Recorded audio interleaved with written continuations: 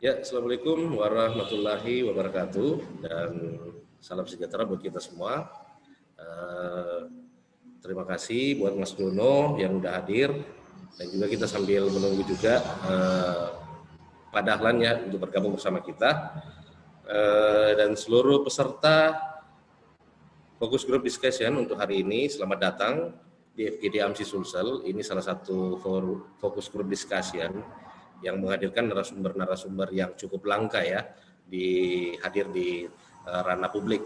Nah, kebetulan Mas Dono dan juga Pak Dahlan ini sudah menyiapkan waktu untuk kita semua, dan tentunya pada hari ini kita akan memulai acara. Paling tidak saya ingin mengajak seluruh peserta untuk berdoa sesuai dengan keyakinan masing-masing untuk bersyukur agar acara ini bisa berlangsung dengan internet kita semua bisa lancar sampai akhir acara. Biasanya itu jadi kendala juga buat seluruh teman-teman. Kemudian berdasarkan rundown acara kita hari ini, tujuan acara ini adalah salah satunya adalah bagaimana kita melihat 1 tahun pandemi ini memberi dampak yang sangat besar pada perusahaan media di Indonesia, khususnya media-media online di Sulawesi Selatan. Saya pikir kondisi media online di seluruh Indonesia, termasuk kita di wilayah timur, utamanya di Sulawesi Selatan, ini banyak yang kena dampak ekonomi dan penurunan pendapatan, sehingga perusahaan harus melakukan efisiensi operasional.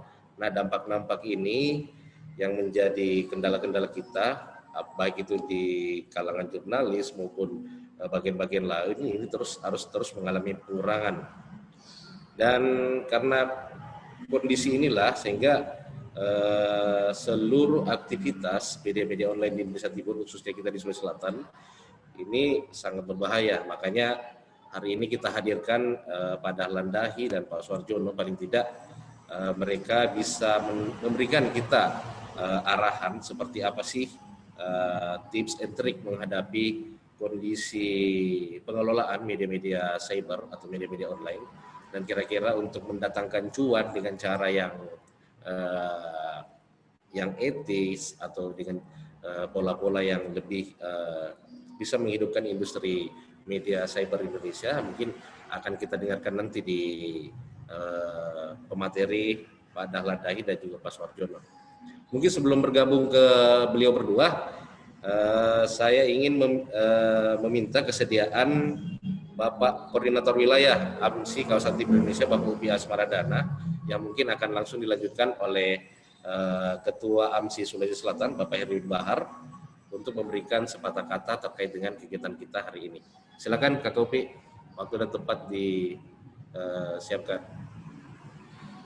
Oke, Assalamualaikum warahmatullahi wabarakatuh. Makasih Pak Hendra, Pak Adi, Pak Ketua AMSI Sulsel, Pak Erwin, Mas Jono, Ketua Besar kita yang sudah meluangkan waktu hadir di acara hari ini. Juga ada Kak Dahlan sebentar. Dan beberapa pengurus AMSI Sulawesi Selatan yang juga hadir di acara hari ini, serta teman-teman dari pengelola media yang ada di Sulawesi Selatan. Kita menyambut baik gagasan ini karena pada kondisinya yang sebenarnya memang hampir semua media di Indonesia itu mengalami masalah ketika terjadi pandemi. Dan ini tahun kedua kita akan bertarung melawan situasi ini, dan upaya yang dilakukan teman-teman AMSI Sulsel ini patut kita apresiasi karena akan menjadi role model dan inisiasi yang dilakukan secara mandiri, karena kita tahu persis saat ini banyak kegiatan-kegiatan yang dilakukan organisasi itu berjalan karena ada supporting dari lembaga-lembaga donor misalnya. Tapi ini saya beri apresiasi buat teman-teman di Sulsel yang melakukan inisiasi sendiri dan mencari sponsor sendiri. Jadi ini luar biasa. Mudah-mudahan ini akan berkelanjutan. Yang kedua, kita juga melihat bahwa kolaborasi antara perusahaan media di Sulawesi Selatan, khususnya di AMSI Sulsel ini menjadi sebuah keniscayaan. Dan ini bisa juga jadi contoh buat teman-teman di AMSI di daerah lain. Sehingga kemudian secara bersama-sama untuk melawan kondisi pandemi, mencari jalan keluar, dan kita berharap dari FGD ini juga ada rekomendasi yang bisa dihasilkan nantinya untuk kita bisa sampaikan ke pengurus nasional, karena di sini ada juga Mas Jono ya yang akan menjadi pembicara. Yang ketiga juga saya melihat bahwa apa yang dikerjakan hari ini itu bisa akan kita follow up ke pengurus, karena saat ini Asosiasi Media Cyber Indonesia itu sementara melakukan pelatihan ya. Di situ ada Mas Jono yang selaku koordinatornya di dalam melakukan semacam penyusunan model bisnis media-media online di Indonesia, dan saya pikir Sulawesi Selatan itu akan menjadi salah satu tempat untuk pelatihan itu, dan mendahului pengurus nasional, program pengurus nasional ini AMSI Sulsel sudah memulai ya. Jadi Mas Jono kita nih surprise juga ini, AMSI Sulsel sudah memulai sebuah program di mana sebenarnya kita juga lagi nyusun di program nasional. Dan melalui kesempatan ini juga saya berterima kasih ke Mas Jono yang sudah meluangkan waktu, juga Kak Dahlan yang akan berbagi tentang bagaimana sih sebenarnya keluar dari situasi ini. Dan era sekarang adalah eranya kolaborasi. Mudah-mudahan semua teman-teman di Sulawesi Selatan dan yang ikut di acara hari ini bisa memetik ilmu dan mengambil peran dalam situasi terkini. Saya pikir demikian. Terima kasih buat panitia, Pak Adi, Pak Ketua dan Pak Sek, serta jajaran pengurus AMSI Sulawesi Selatan. Titip salam dari Ketua dan Sekjen buat teman-teman di AMSI Sulawesi Selatan dan peserta hari ini. Selamat berdiskusi, selamat berpesta, karena memang kita harus berpesta, jangan terlalu tegang. Terima kasih ya. Assalamualaikum warahmatullahi wabarakatuh.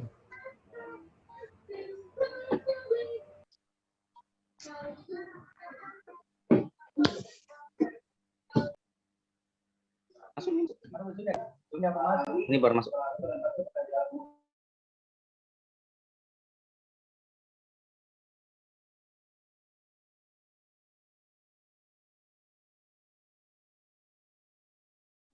Mas Indra masih mute, Mas.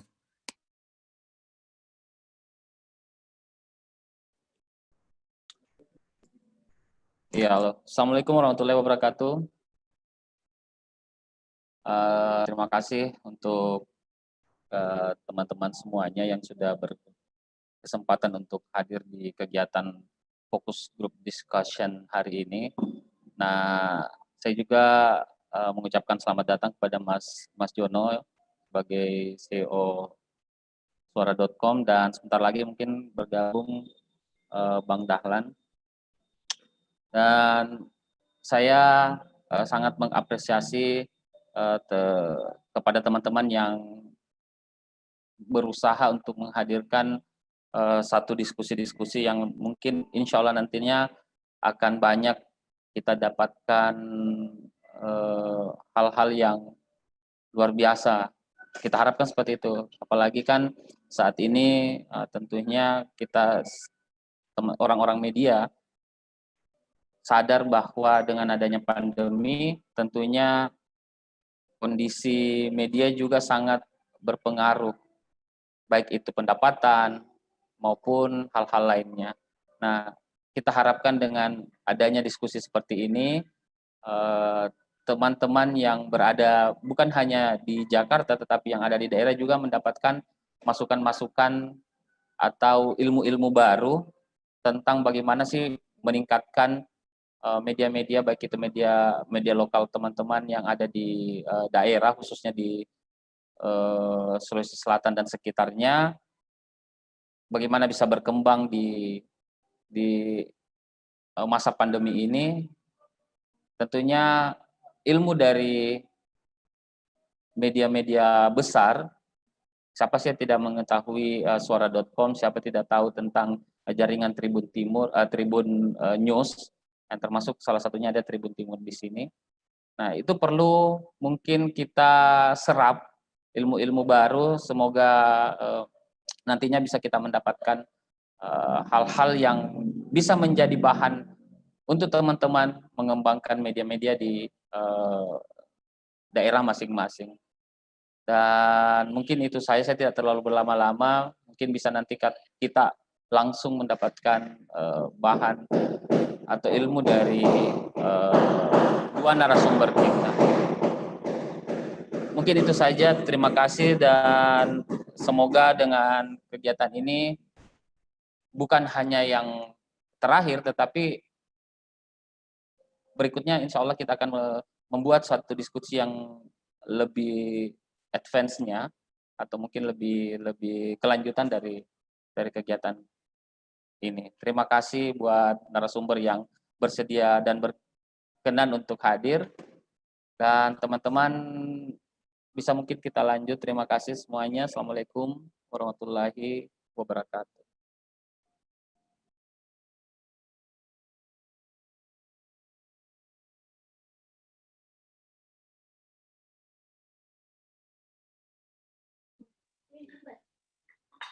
Mas Erwin, mute. Masih mute. Oke.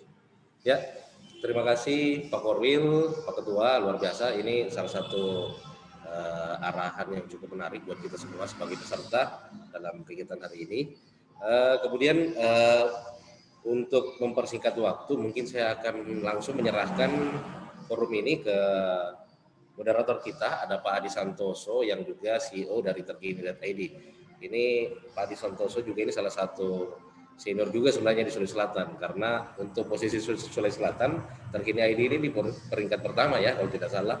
Ya, silakan Pak Adi, waktu dan tempat kami persilakan.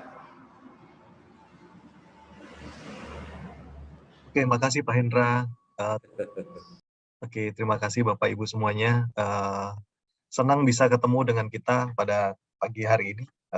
Kita semuanya berjalan on time. Pas jam 11 kita mulai masuk ke dalam diskusi kita. Tapi sebelum kita mulai diskusi kita, mari saya mau ngajak kawan-kawan semuanya untuk ini bukan seminar, tetapi ini adalah fokus group discussion. Artinya kita bebas untuk berdiskusi ya. Apabila kawan-kawan punya pertanyaan, silahkan ditulis di kolom chat kapan saja ketika tiba-tiba ada pertanyaan yang timbul di dalam benak pikiran kawan-kawan ketika sharing atau diskusi sedang dijalankan, kawan-kawan bisa tulis di chat. Nah, nanti saya sebagai moderator saya akan bacakan pertanyaan-pertanyaan kawan-kawan sembari diskusi kita berjalan. Jadi, tapi tetap nanti di akhir acara itu ada juga sesi tanya jawab. Di situ kawan-kawan bisa menanyakan langsung terkait dengan topik yang ada tentunya ya. Dan mungkin itu aja. Saya kepingin banyak pertanyaan yang muncul supaya kita akan jadi kaya ya, diskusi kita jadi kaya. Oke, terima kasih untuk Mas Jono. Wah, Mas Jono ini adalah salah satu guru saya ya. Saya ngerasa bahwa hari ini kita sangat beruntung ya bisa ketemu dengan CEO salah satu media terbesar dan terbaik di Indonesia. Boleh kita tepuk tangan dong ya, bisa ketemu dengan orang hebat ya. Tapi satu juga yang sangat luar biasa, beliau sangat humble. Wah, itu yang menurut saya jarang banget ya ketemu dengan seorang yang sangat sukses tapi juga sangat humble. Oke, Mas Jono, selamat pagi. Pagi. Mas Gimana Adi? Mas hari ini kabarnya di Jakarta? Ya, alhamdulillah baik-baik saja. Jakarta sedang musim COVID, jadi kita beruntung ketemu secara online, bisa lebih enak lah, lebih nyaman. Iya. Oh ya, COVID Jakarta lagi ya Mas ya, lagi ya. Sedang tinggi-tingginya ini di atas 1000. Wow. Sepertinya karena liburan kemarin banyak orang yang berlibur ke Jakarta, akhirnya Jakarta yang kena ya Mas ya. Oke. Terima kasih Mas Jono untuk bisa mau sharing ya. Kita banyak ngobrol-ngobrol, saya juga banyak belajar, tapi hari ini apa yang kita ngobrolin, apa yang kita belajar, bahkan mungkin yang saya belum belajar dari Mas Jono, mungkin kita bisa belajar bersama-sama dengan kawan-kawan di sini, karena yang hadir di sini ada sekitar 40 partisipan, dan mereka 33 partisipan, dan dari 33 itu berasal dari ada sekitar 15 media, Mas. 15 media. Dan juga ini disiarkan langsung di YouTube, sehingga sepertinya juga ada banyak sekali penonton yang live streaming ya. Kita nggak tahu mereka dari media mana aja. Tapi harapan kita sih semoga apa yang kita diskusikan bisa membantu para perusahaan, bahkan juga para insan-insan pers, karena seperti kita tahu ya bahwa ketika kita mau melihat ada satu profesi yang sangat langka, yaitu profesi yang mau membantu informasi bisa diketahui banyak orang, informasi baik, informasi penting, itu cuman jurnalis. Betul ya Mas Jono? Iya. Cuman jurnalis loh profesi dan perusahaan yang bisa bantu warga untuk tahu informasi atau tahu ada kejadian, itu cuman media. Ya, dan yang profesional ya cuman media ya, kalau sosial media bukan profesional ya, mereka belum tentu kabar itu benar, tapi kalau media itu pasti mereka akan sangat-sangat tunduk pada kode etik. Nah, seperti kita tahu, Mas Jono, pandemi COVID 2020 gimana Mas? Apakah efeknya terhadap suara.com dan grupnya dampaknya sangat besar atau kurang atau enggak terlalu, gimana Mas? Boleh tahu? Ya, makasih Mas Adi, teman-teman. Sebenarnya Assalamualaikum warahmatullahi wabarakatuh. Selamat siang semuanya, menjelang makan siang kalau teman-teman di Makassar, kalau di kami barusan makan pagi nih, jadi masih agak panjang nih makan siangnya. Kemarin di 2020 ya kami bersyukur bisa melakukan banyak pengembangan, Mas. Jadi memang begini, kita belajar dari pandemi COVID ya. Pandemi COVID ternyata banyak sekali hal yang tidak kami pikirkan sewaktu sebelum pandemi. Kemudian kami banyak melakukan kreativitas ya, yang akhirnya bisa bahasanya ya menyehatkan keuangan kami. Jadi justru di tahun 2020 ya kalau di kami menjadi salah satu karena kami belum lama baru 7 tahun, revenue terbesar malah di tahun 2020. Saya nggak tahu 2021 ya, tapi kalau sampai di bulan ini setidaknya sampai bulan ke-5 secara year on year ya masih masih bagus, dan dibanding tahun lalu hampir sama ya ininya. Jadi ya kami bersyukur saja lah untuk situasi saat ini kita semua masih bagus ya kondisinya. Terus secara kondisi keuangan perusahaan juga masih bisa terus berkembang, dan saya kira ini yang kita harapkan juga demikian ke teman-teman. Saya sebenarnya juga ingin belajar ke teman-teman di berbagai media di daerah.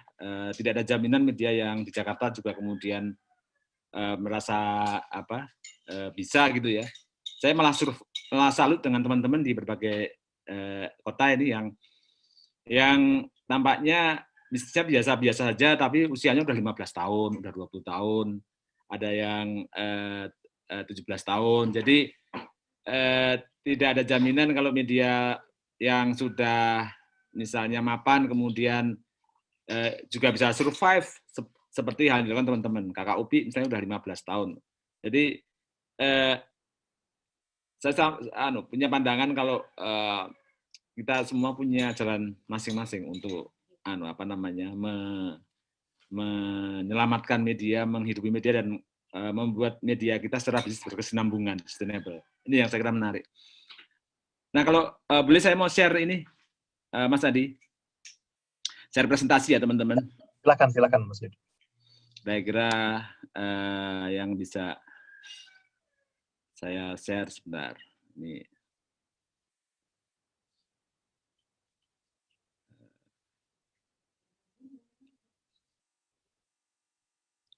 laborasi.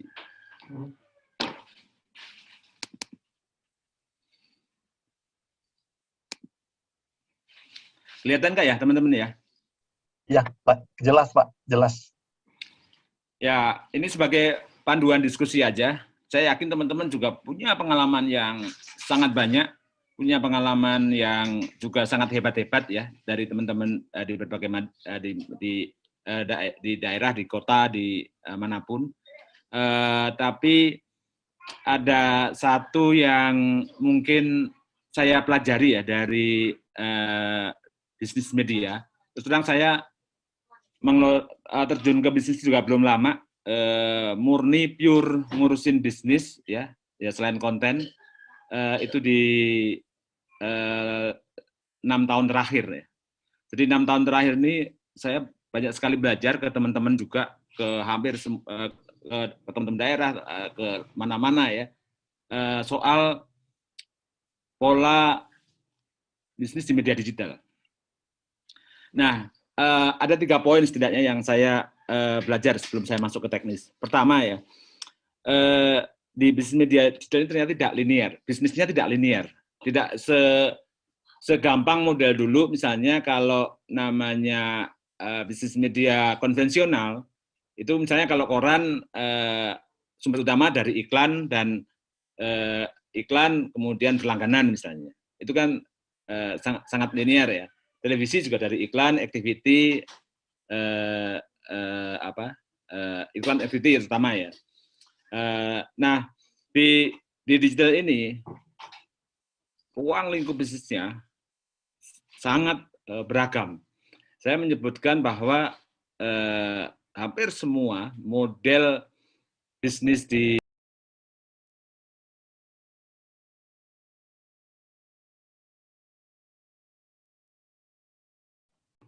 Sorry Mas Jono, tiba-tiba termute mikrofonnya. Oke, bisa ya? Udah. Jadi poinnya memang satu tidak linear ya.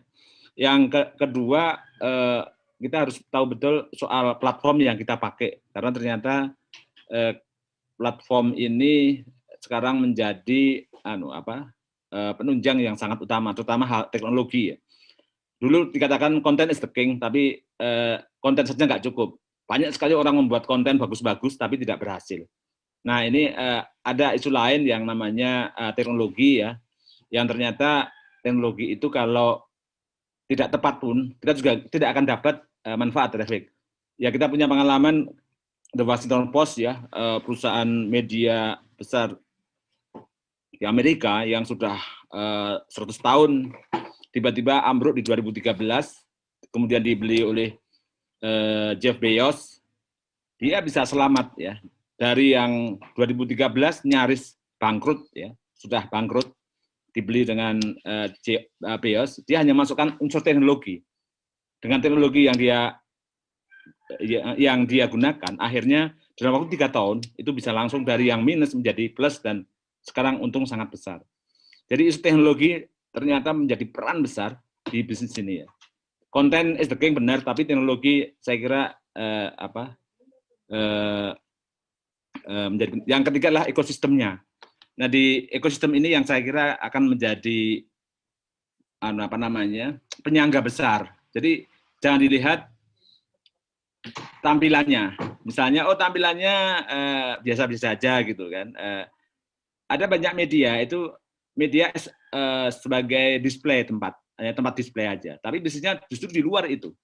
Dalam arti di luar itu ya ekosistemnya ya. Dia di sosial media handling, kemudian di IT, kemudian di developer, services. Nah, ini yang saya kira menarik. Sebagai contoh, kalau di kami di Jakarta, saya sering ngobrol ke teman-teman,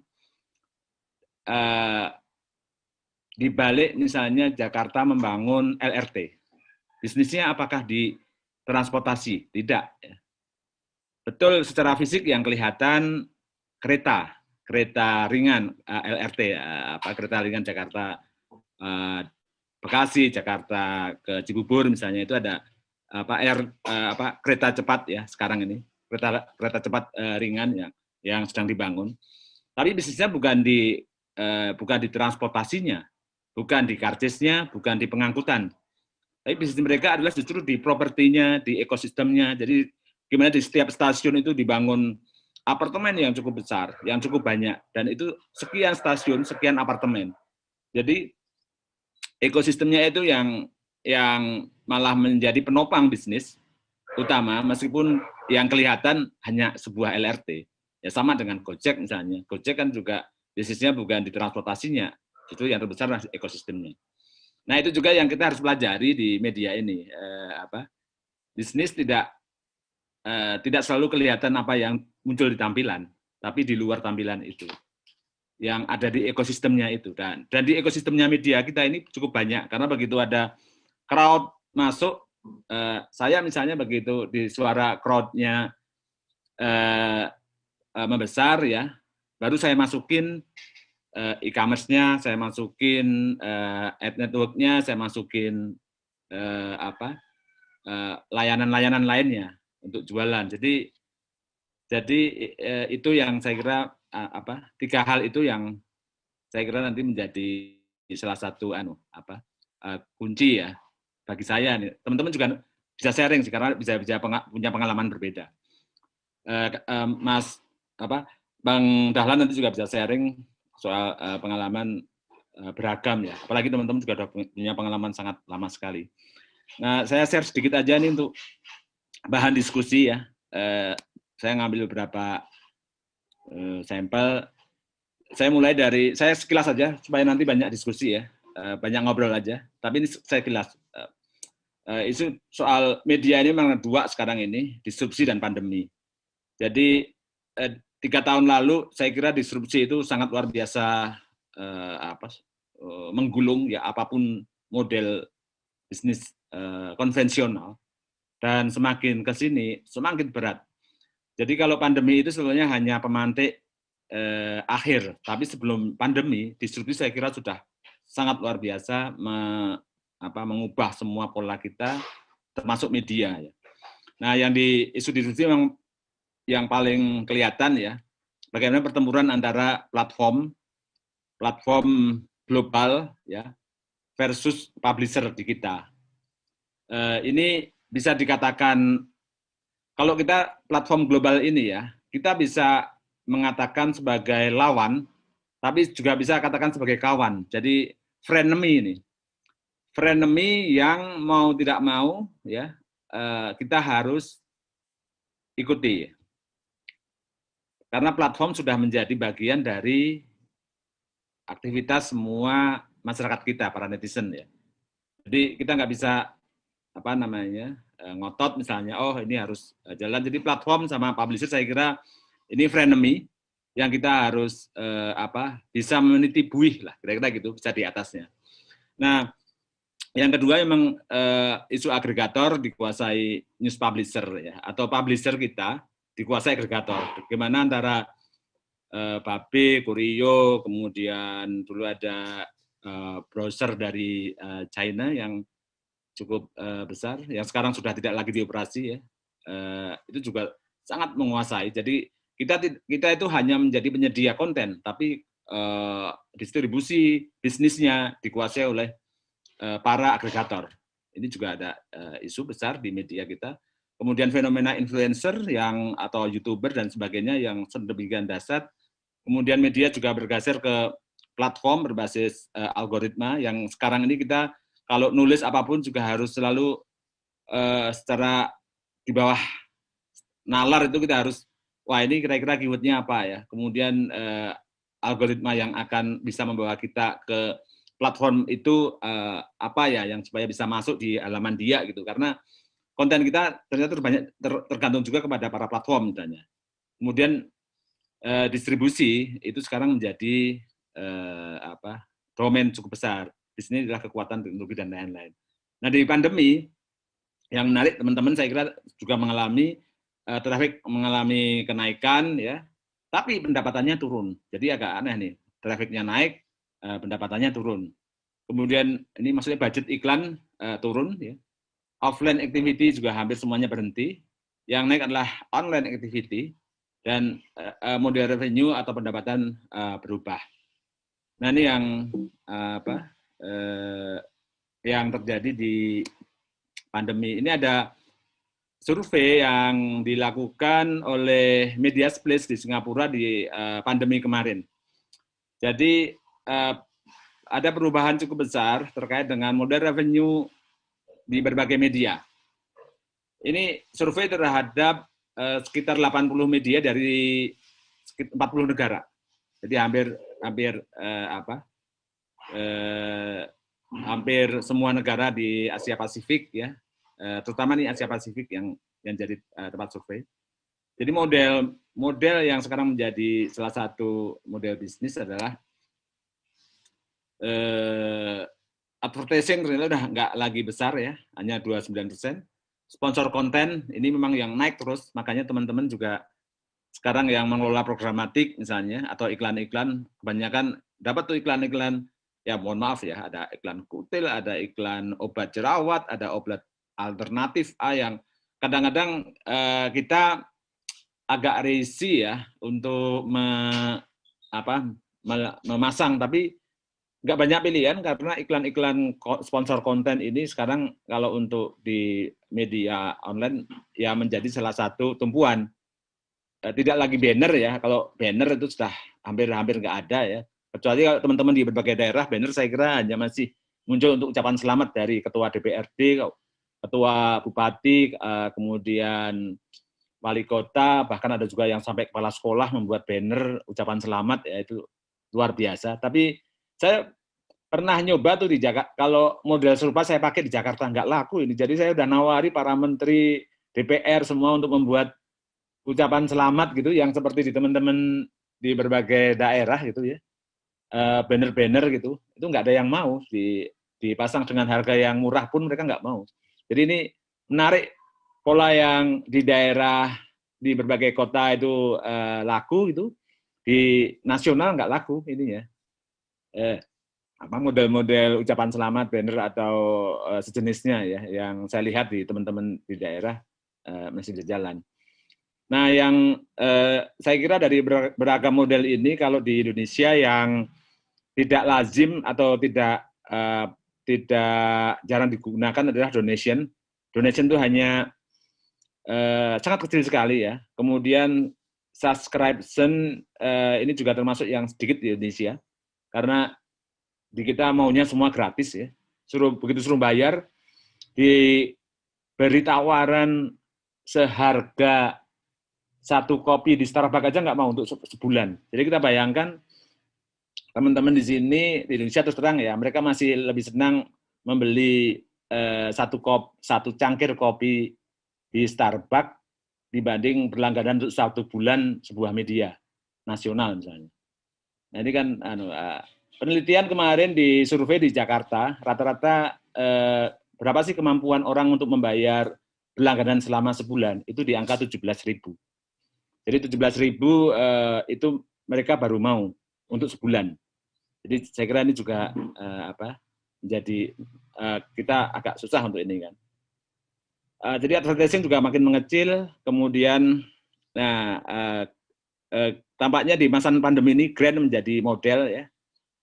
Event dalam arti ini event online saya kira ya yang mulai berubah. Jadi ada perubahan yang saya kira cukup signifikan juga. Nah, sebenarnya kemana sih iklan kita sekarang ini mengalir? Kemana sih iklan Indonesia itu sekarang mengalir? Jadi kalau ini dari survei terakhir dari kemarin acara di Bogor, di mana Gus Ainun juga ikut, ya, ada Bang Ubi juga ikut. Survei oleh Grup M.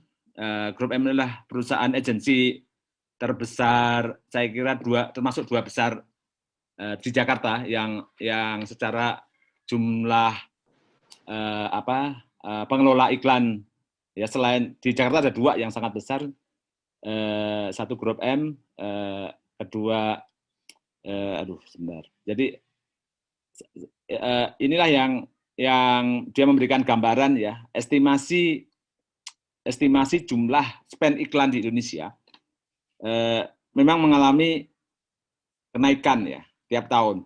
Jadi di tahun 2018 misalnya masih 35 triliun dengan 69% televisi.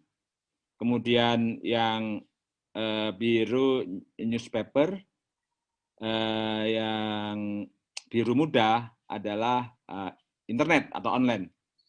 Tapi bisa dilihat di tahun terakhir ya, di tahun 2021 budget untuk televisi turun Kemudian yang internet naik menjadi 22% ya. Kemudian di outdoor juga turun, apalagi magazine makin nggak kelihatan juga. Jadi ini mungkin hanya gambaran dari kondisi budget iklan sekarang ini. Ya ini belum ini, tapi setidaknya memang ada kenaikan di internet yang signifikan ya. Kemudian di televisi juga ada penurunan. Nah, yang menarik sebetulnya iklan ini kemana jumlah iklan yang sebesar ini ya. Nah, kalau masih dari versinya Grup M ini ya, iklan terbesar sekarang ini adalah kalau internet ya, ini distribusi iklan untuk internet kita, terbesar kita adalah sekarang ke platform global.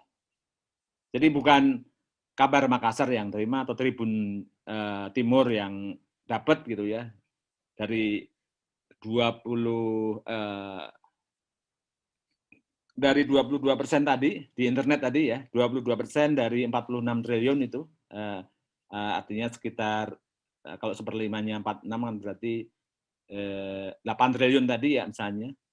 8 triliun itu bukan ke Kabar Makassar atau ke Tribun atau ke apa, ya mudah-mudahan ke sana ya, tapi ternyata yang sekarang ini dari 8 triliun tadi ya, ke Google, YouTube, Facebook, ya, yang gede-gede nih ya, baru publisher itu nomor 3, 24%. Nah, yang menarik lagi, ini influencer. Influencer itu 10%. Jadi bayangkan mereka yang tidak punya pasukan, tidak punya perusahaan, ya malah personal-personal gitu ya, itu mendapatkan 10% dari total tadi. Jadi ini saya kira harus ada gebrakan yang harus kita lakukan ya, mengatasi seperti ini ya. Apakah kalau kita kan tidak bisa kemudian harus di stop influencer, kan nggak bisa. Pasar sudah ke sana. Yang harus kita lakukan saya kira misalnya kita kolaborasi, minta membuat daripada influencer itu mereka main sendiri ke masing-masing brand, bisa kita ajak, kita orkestrasi, kita kumpulkan, terus kita sebagai agensi mereka dirangkum dengan publisher masuk ke para brand. Jadi mereka-mereka ini nggak bisa, daripada malah merusak pasar misalnya, karena mereka harganya sangat murah. Influencer ini, influencer, YouTuber dan sejenisnya ya, ngasih harga ya karena nggak ada pajak, nggak ada potongan, nggak ada bayar karyawan misalnya gitu. Banyak kan mereka juga main personal atau hanya 2-3 orang, kemudian ngasih harga juga semau-maunya. Nah, lebih bagus kalau kita orkestrasi, kita yang masuk mengkoordinir mereka minimal di level micro influencer, karena ada micro influencer, ada middle influencer, ada top influencer. Kalau yang top ini bisa udah para seleb, para artis dan lain-lain. Nah, ini yang saya kira ke depan harus ini menjadi perhatian para influencer ini untuk kita bisa kita orkestrasi sendirilah dengan teman-teman media. Nah, jadi kebayang ya di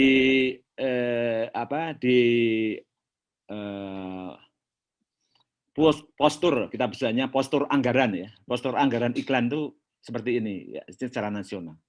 Nah, kemudian kita lihat lagi format distribusi ya.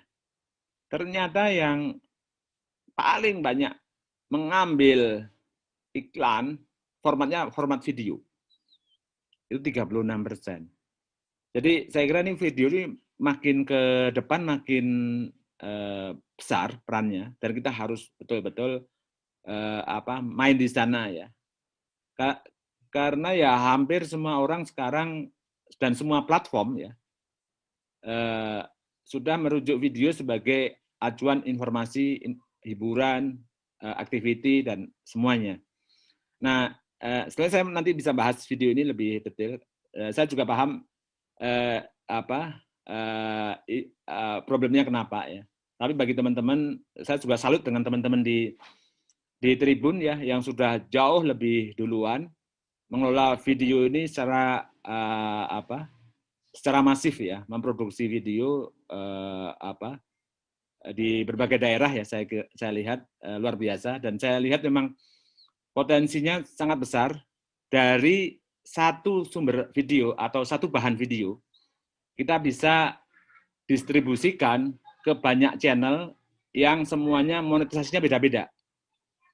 Mungkin teman-teman nggak ada yang, kalau teman Tribun sudah sangat, sudah sangat advance dan sudah fasih ya, Bang Dahlan ya. Bagaimana misalnya mengelola untuk Facebook video.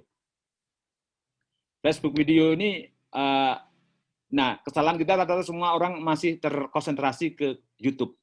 Padahal YouTube ini kecil sekali. Apalagi kalau subscribernya bisa dihitung dengan jari, bukan jari lah, masih dihitung dengan RT ya, RT atau kecamatan paling berapa, 1 juta misalnya, berapa ratus gitu ya. Nah, yang nggak ada penghasilannya nggak akan kelihatan. Tapi bagaimana dengan video yang sama ya, ternyata kita bisa olah, satu ya taruh di YouTube, kedua Facebook video, ketiga taruh di Dailymotion, keempat di video.com, kelima di Instagram video, keenam di TikTok ya. Karena semua ada monetisasinya. Jadi kebayang hanya dari satu konten kita bisa monetisasi di 6 sampai 7 platform yang berbeda. Dan masing-masing ini karakternya beda-beda, angkanya juga akan beda-beda. Nanti Bang Dahlan bisa cerita bagaimana Facebook video itu menjadi salah satu sumber revenue yang sangat besar. Nanti Bang Dahlan kalau udah gabung pasti akan bisa menginspirasi kita semua lah. Jadi video ini masa depan. Kemudian display banner 17%, di sosial media influencer 10 ya, produksi, search dan e-commerce 9%. Nah, ini yang wah ini waktunya nanti keburu habis, saya lanjut aja. Biar cepat ya. Nah, ini bisnis model yang sebetulnya sangat beragam ya. Kalau di bagian dari yang yang saya sebut sebagai ekosistem di digital ya, iklan ini hanya salah satu ya. Sebenarnya saya nyebut di sini ada berapa model, 1, 2, 3 ya, sekitar ada 12 model bisnis di media digital, termasuk mungkin ada nanti model ke-15 ke-16 yang masukan dari teman-teman, karena berbagai daerah ini modelnya juga beda-beda semua. Iklan ini sudah bergeser. Yang dulu namanya iklan direct, karena sales menawarkan ke tempat para pemilik brand atau agensi gitu. Sekarang iklan yang mendominasi, terutama kalau iklan banner dan lain-lain, programatik. Di programatik ini yang menjadi tumpuan adalah traffic. Ya. Kalau trafficnya kecil, ya nanti CPM-nya kecil, pendapatannya kecil. Tapi kalau trafficnya besar di programatik, ini pendapatannya akan sangat luar biasa. Di iklan programatik ini kita nggak usah kerja, yang kerja mesin to mesin, dashboard to dashboard, ya, yang pekerjaannya dilakukan oleh namanya ad ops, operasional ad, ya. Ini termasuk masih langka. Saya punya 1 orang ad ops atau 2 orang ad ops yang tiap 3 bulan itu ditawari oleh tempat lain. Jadi harus negosiasi gaji tiap 3 bulan. Sekarang sudah agak lumayan tiap 6 bulan. Karena keahliannya ini masih langka. Nah, kita bisa menjadi ahli-ahli ad ops soalnya. Saya sedang ngajari membuat kelas untuk beberapa media lokal, beberapa daerah yang minta ya biar nanti lebih banyak lagi orang yang bisa belajar soal ad ops atau programatik ini. Kemarin kita sharing dengan media di Jabar, di Jateng, ada 3-4 media yang belajar bareng lah. Kalau saya lebih senang kayak gini di sharing-sharing supaya banyak yang bisa ya, sehingga tidak tergantung pada ahli 1, 2, 3 orang. Berlangganan termasuk yang seperti tadi cukup berat ya di Indonesia, tradisi berlangganan nggak populer. Kalau di luar saya kira berhasil karena satu bahasa Inggris. Bahasa Inggris artinya bahasa internasional yang pelanggannya bisa dari berbagai negara. Kalau hanya pelanggannya yang berbahasa Makassar, berbahasa Jawa, atau berbahasa Sunda, atau bahasa Indonesia gitu, masih mikir mendingan berlangganan atau TikTokan ya. Banyak kan kayaknya milih TikTok daripada berlangganan. Lihat TikTok belum? Yang langganan paling dari kampus, mahasiswa, riset, dan beberapa perusahaan yang sudah yang perusahaan besar gitu ya. Nah, ada lagi model filantropis. Ini sebenarnya kalau di Amerika sangat populer karena di sana banyak orang-orang yang membuat filantropis dan mereka salah satu ininya ke media. Orang-orang kaya ini mereka sangat sadar kebutuhan informasi yang bagus, news media, in-depth reporting, investigasi, kemudian mereka membuat yayasan, kemudian mereka menyalurkan dana-dana ini ke berbagai media. Jadi media lokal di Amerika saya kira termasuk yang sangat luar biasa berkembang karena banyak filantropis ini. Crowdfunding lebih ke mengedepankan donatur dari publik, dari masyarakat. Di Indonesia yang sudah jalan crowdfunding ini misalnya Remo TV. Dia di setiap artikel langsung ada tulisan silahkan donor dan lain-lain. Jadi biasanya para crowdfunding ini medianya khas ya, yang dia sudah tahu tidak akan ada iklan yang masuk, makanya dia mengandalkan dari para teman, pembaca, partner yang merasa membutuhkan. Ini crowdfunding ini beberapa media baru sekarang juga sedang membuat seperti itu, dan saya kira ini juga menjadi satu model yang sekarang sudah mulai dikembangkan. Kalau komunitas jelas ini akan berdasarkan ke community-community yang sekarang juga banyak dicari oleh para brand ya. Mereka menyasar langsung komunitasnya. Ini sama juga mirip dengan mereka ketika mencari para endorser ya, yang mereka mempunyai komunitas atau pembaca khusus. Nah, kekuatan komunitas sebenarnya kalau lagi ada offline, karena mereka gampang mengumpulkan dan sasaran itu sangat tepat. Yang menarik lagi adalah sekarang model konten kreator, di mana mereka menyediakan konten-konten khususnya untuk homeless media yang tidak punya rumah. Sekarang kan ada tren nih, teman-teman di berbagai daerah membuat akun media sosial, misalnya Makassar terkini yang awalnya hanya atau Makassar update atau Makassar news ya, yang mereka tidak membuat media tapi hanya membuat akun di media sosial, kemudian membuat akun di Instagram, di Twitter, di mana yang kemudian update informasi di situ. Nah, memang ada beberapa pengalaman kemudian setelah mereka berhasil di media sosial sebagai content creator di media sosial, karena followernya udah tinggi, merambah ke media online. Nah, ini tren juga ya. Beberapa teman-teman itu sekarang mungkin kumpulan hanya 4-5 orang para jurnalis gitu, tidak buru-buru membuat website gitu, tapi akun dulu ya, akun di Instagram, Twitter, Facebook dan sejenisnya, atau di YouTube, TikTok gitu. Begitu followernya udah gede, dia baru membuat medianya. Kalau di luar negeri ada namanya knowthisnews.com. Kalau kita buka Know This News ini, yang muncul hanya akun-akun media sosial. Semua konten ada di link media sosial. Jadi dia hanya tempat untuk pintu, begitu masuk isinya logo-logo media sosial semua. Atau sama dengan EG Plus gitu yang ada di EG Plus kan termasuk dia tidak punya website, dia hanya punya akun di YouTube, Facebook dan jenisnya. Itu ada lagi koperasi yang ini menarik tapi mungkin belum tradisi. Soalnya media model koperasi ini berkembang bagus di Eropa, di Jerman, di Belanda, Inggris ya. Ada ini polanya memang crowd ke anggota. Sebenarnya kalau di kita di Kalimantan kan teman-teman banyak tuh membuat union UC, union credit union, CU ya. Credit union itu model koperasi yang menarik ya, yang banyak berkembang di Kalimantan sebenarnya. Tapi bisa juga ya kalau misalnya pola yang dipakai credit union itu kita pakai untuk media, mengumpulkan banyak sekali members, kemudian bareng-bareng untuk menghidupi media, dan dari situlah kemudian kontribusi keuangan dan lain-lain digerakkan. Ada lagi agregator, kantor berita, ini sudah banyak.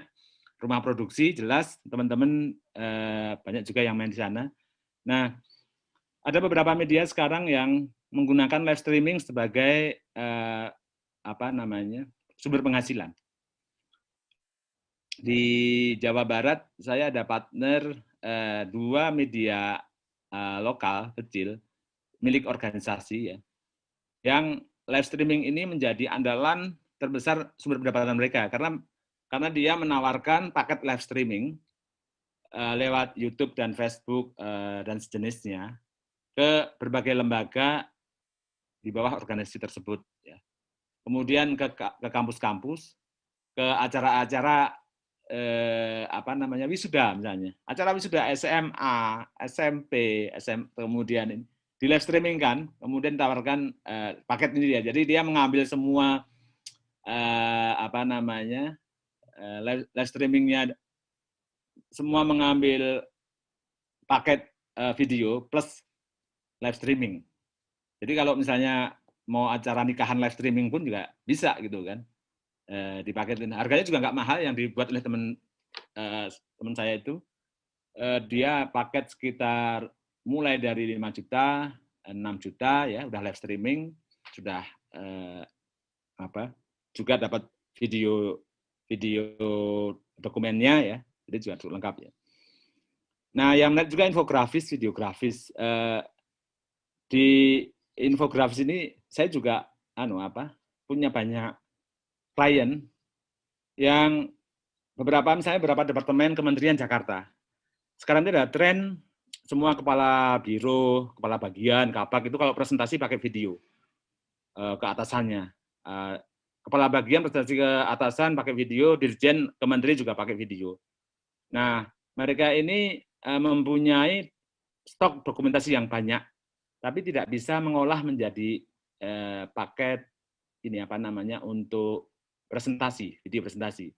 Jadi saya menyediakan diri tim multimedia saya di luar mengerjakan berita dan lain-lain. Saya menerima layanan membuatkan infografis, membuatkan presentasi by video, yang itu cukup banyak diminati terutama oleh teman-teman di kementerian ya, yang mereka karena kita kenal teman-teman sales saya lebih banyak masuk ke sana menawarkan seperti ini misalnya, mereka sangat sangat appreciate meskipun saya kasih harga premium terus terang.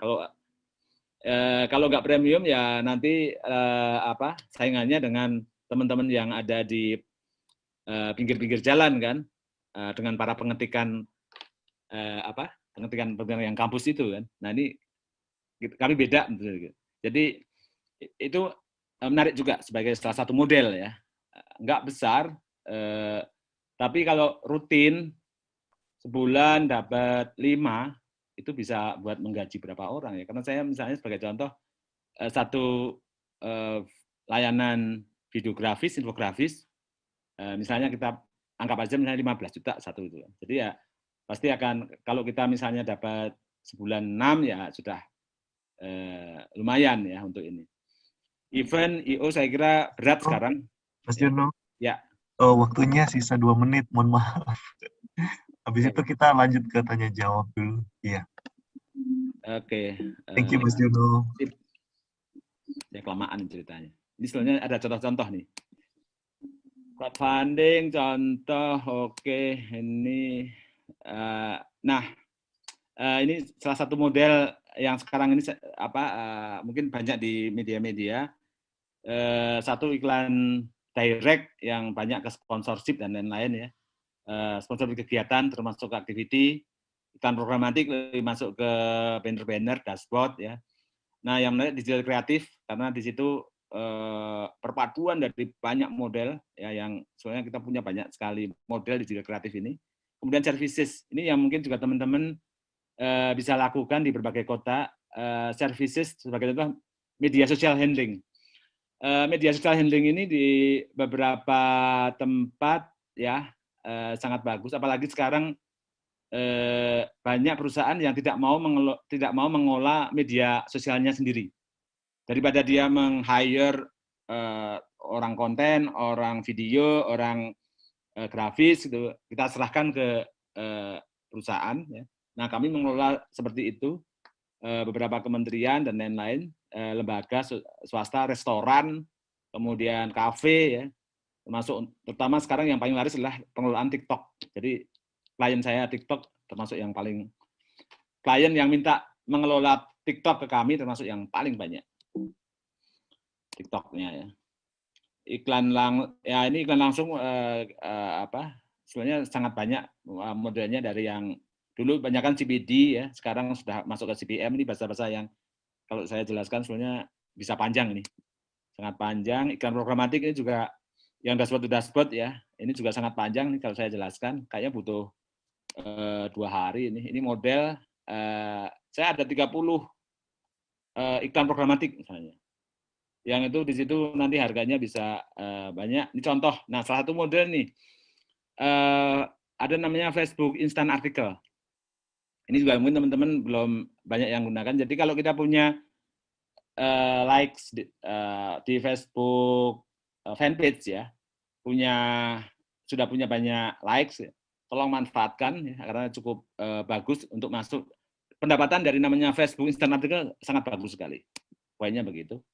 Karena panjang juga ceritanya, langganan juga panjang. Nah, ada kunci kalau untuk agregat, untuk terakhir saja,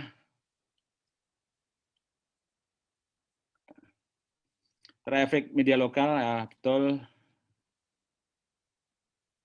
Ya, kembali lagi ke tadi poinnya ya, 3 hal tadi. 1, iklan model pendapatan tidak linear, itu bisa banyak faktornya ya, ekosistem terutama.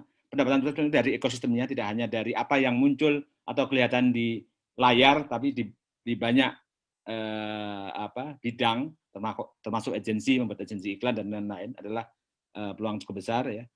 Kemudian yang kedua adalah teknologi atau platform sekarang harus kita rangkul, kita akrabin. Dan yang ketiga terkait layanan services sebagai media, saya kira kekuatan kita adalah melayani untuk model bisnis ya, melayani banyak layanan, terutama untuk model-model di ekosistem digital. Saya kira itu ya menjadi pengantar diskusi.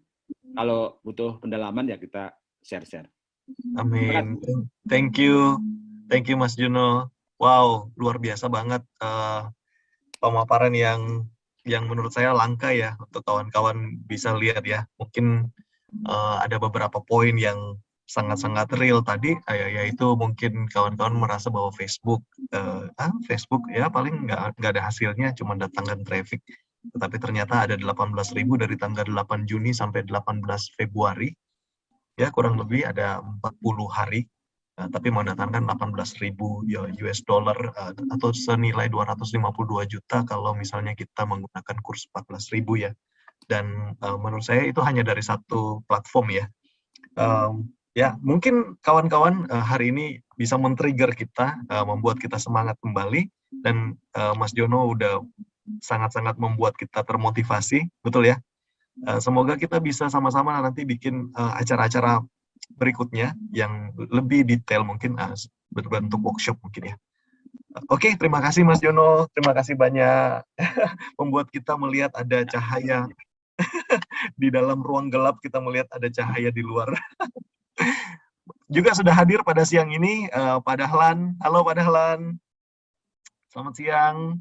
Sebentar Pak, saya buka dulu mic-nya. Oke. Saya jadikan co-host dulu ya. Oke. Ya, selamat siang Pak Dahlan. Ya, Bang Jono. Saya jadi pesertanya Bang Jono tadi nih dari awal. Saya sih. Selamat siang semua teman-teman. Ya. Oke, oke. Baik, kawan-kawan, kalau misalnya tadi ada pertanyaan, minta maaf ya karena waktu. Eh, Silakan, kita nggak bisa tanyakan langsung, tapi bisa masukkan ke dalam kolom chat. Ya, nanti saya akan bacakan dan kita tanyakan. Tolong ditulis mau ditanyakan ke siapa. Baik, sesi kedua ini kita ketemu dengan Bang Dahlan. Halo Bang, gimana Bang kabarnya? Baik, alhamdulillah sehat-sehat. Kayaknya ini Bang, lagi di apa namanya work from home nih kayaknya. Ya, lagi di rumah. Saya udah 1 tahun lebih di rumah aja, nggak kemana-mana. Iya, iya. Gimana Bang, apa namanya COVID kemarin ini gimana, bagaimana mengantisipasi atau menghadapi ya Tribun News ya, bagaimana kemarin Bang? Apakah dampaknya terasa besar atau justru malah positif Bang? Kalau dampaknya bisnis ya, Iya. oke. Saya rasa semua orang sekarang tahu bahwa ada digital disruption sedang berlangsung, jadi in making ya, belum selesai. Tapi juga pada saat yang sama ada pandemi, dan pandemi itu kan mengurangi spend dari sebagian industri. Nah, salah satunya kan di sektor pariwisata. Jadi bayangkan kalau tidak ada pariwisata, 1 tahun ada 40 juta orang mobile domestik, ya, luar negerinya mungkin sekitar 20 juta, dan itu berarti nggak ada penerbangan, transportasi terpengaruh, hotel terpengaruh, kuliner terpengaruh, semua terpengaruh, ya. Jadi ada duit yang hilang dari ekosistem kita. Nah, bisa kebayang bagaimana perusahaan, terutama media, menghadapi situasi yang seperti itu. Jadi, saya bilang, ini saya rasa media ada dalam badai, dan kita bersiap mungkin dalam 10 tahun terakhir menghadapi badai yang namanya disruption. Tapi tiba-tiba ketika kita sedang menjalani itu, pandemi datang, dan kita harus ibaratnya ada musuh ini dua jenis ya pada saat yang bersamaan. Jadi kebayang tuh gimana persoalan kita. Tapi kalau saya begini, ini semua orang menghadapi hal ini, gitu ya. Jadi saya rasa tantangan terbesarnya adalah bagaimana setelah badai ini kita ada di sana, ya, kita survive, dan siapa yang survive dia akan kuat karena dia lahir dari badai, dan siapa saja yang lahir dari badai pasti dia jauh lebih kuat, lebih strong, lebih kokoh, ya, lebih siap organisasinya, orang-orangnya, strateginya, semua lebih siap. Jadi mungkin perlu juga sekarang kita daftar siapa-siapa saja yang masih ada, brand-brand apa saja yang masih ada, dan setelah badai ini berlalu mungkin kita akan lihat siapa yang sudah nggak ada, siapa yang tadinya tidak ada menjadi ada, gitu ya. Ya, itu saya rasa karakter yang tantangan yang sedang kita hadapi. Ini permainan antara hidup dan mati, saya kira. Iya, iya, baik Bang Dahlan ya. Jadi betul musuhnya jadi dua ya Bang ya. Habis disruption karena perubahan, tiba-tiba COVID datang. Waduh, ini kayaknya dan membuat kita menjadi masuk ke dalam badai ya, bukan lagi goncangan tapi badai. Tapi saya menarik tadi yang Abang bilang ya, bagaimana kita bisa melakukan langkah-langkah untuk bisa tetap survive nanti, berdiri di sana setelah badai ini berlalu ya. Nah, kira-kira Bang Dahlan kalau boleh tahu ya, kira-kira langkah-langkah apa ya sebagai pebisnis media, terutama yang ada di daerah ya, yang perlu untuk mereka lakukan ya di dalam badai seperti ini. Seperti kita tahu kan Tribun itu grupnya kan banyak banget di daerah-daerah, berarti rajanya media online daerah itu Tribun pasti. Nah, dan juga jumlah SDM-nya pasti sangat banyak ya. Gimana ya kira-kira tipsnya untuk bisa recover atau tetap survive melewati badai nanti ini, Bang? Ya, oke. Kalau saya lupa jawab pertanyaan itu, tolong ingatkan saya ya. Tapi saya mau kembali dulu ke pokok masalah yang kita hadapi sebagai media, gitu ya. Baik. Selama puluhan tahun kita mengelola media, dan kita bagi antara bisnis dan redaksi. Dan itu saya rasa dua keterampilan yang berbeda, ya. Redaksi bicara tentang bagaimana kita memproduksi berita yang punya value bagi publik, Tapi di bisnis orang berbicara tentang profit and loss, ya, orang bicara tentang berapa banyak biaya pendapatan, berapa banyak biaya. Ini dua skill yang berbeda, ya. Ketika Kompas Gramedia atau Pak Yaakob memutuskan untuk masuk ke bisnis di daerah, motivasi pertamanya adalah gimana menolong publisher-publisher lokal yang rata-rata didirikan oleh para wartawan untuk bisa mengerti sisi bisnis. Karena bisnis itu bukan cuma uang dan pendapatan dan biaya, tapi juga ada bisnis proses di situ.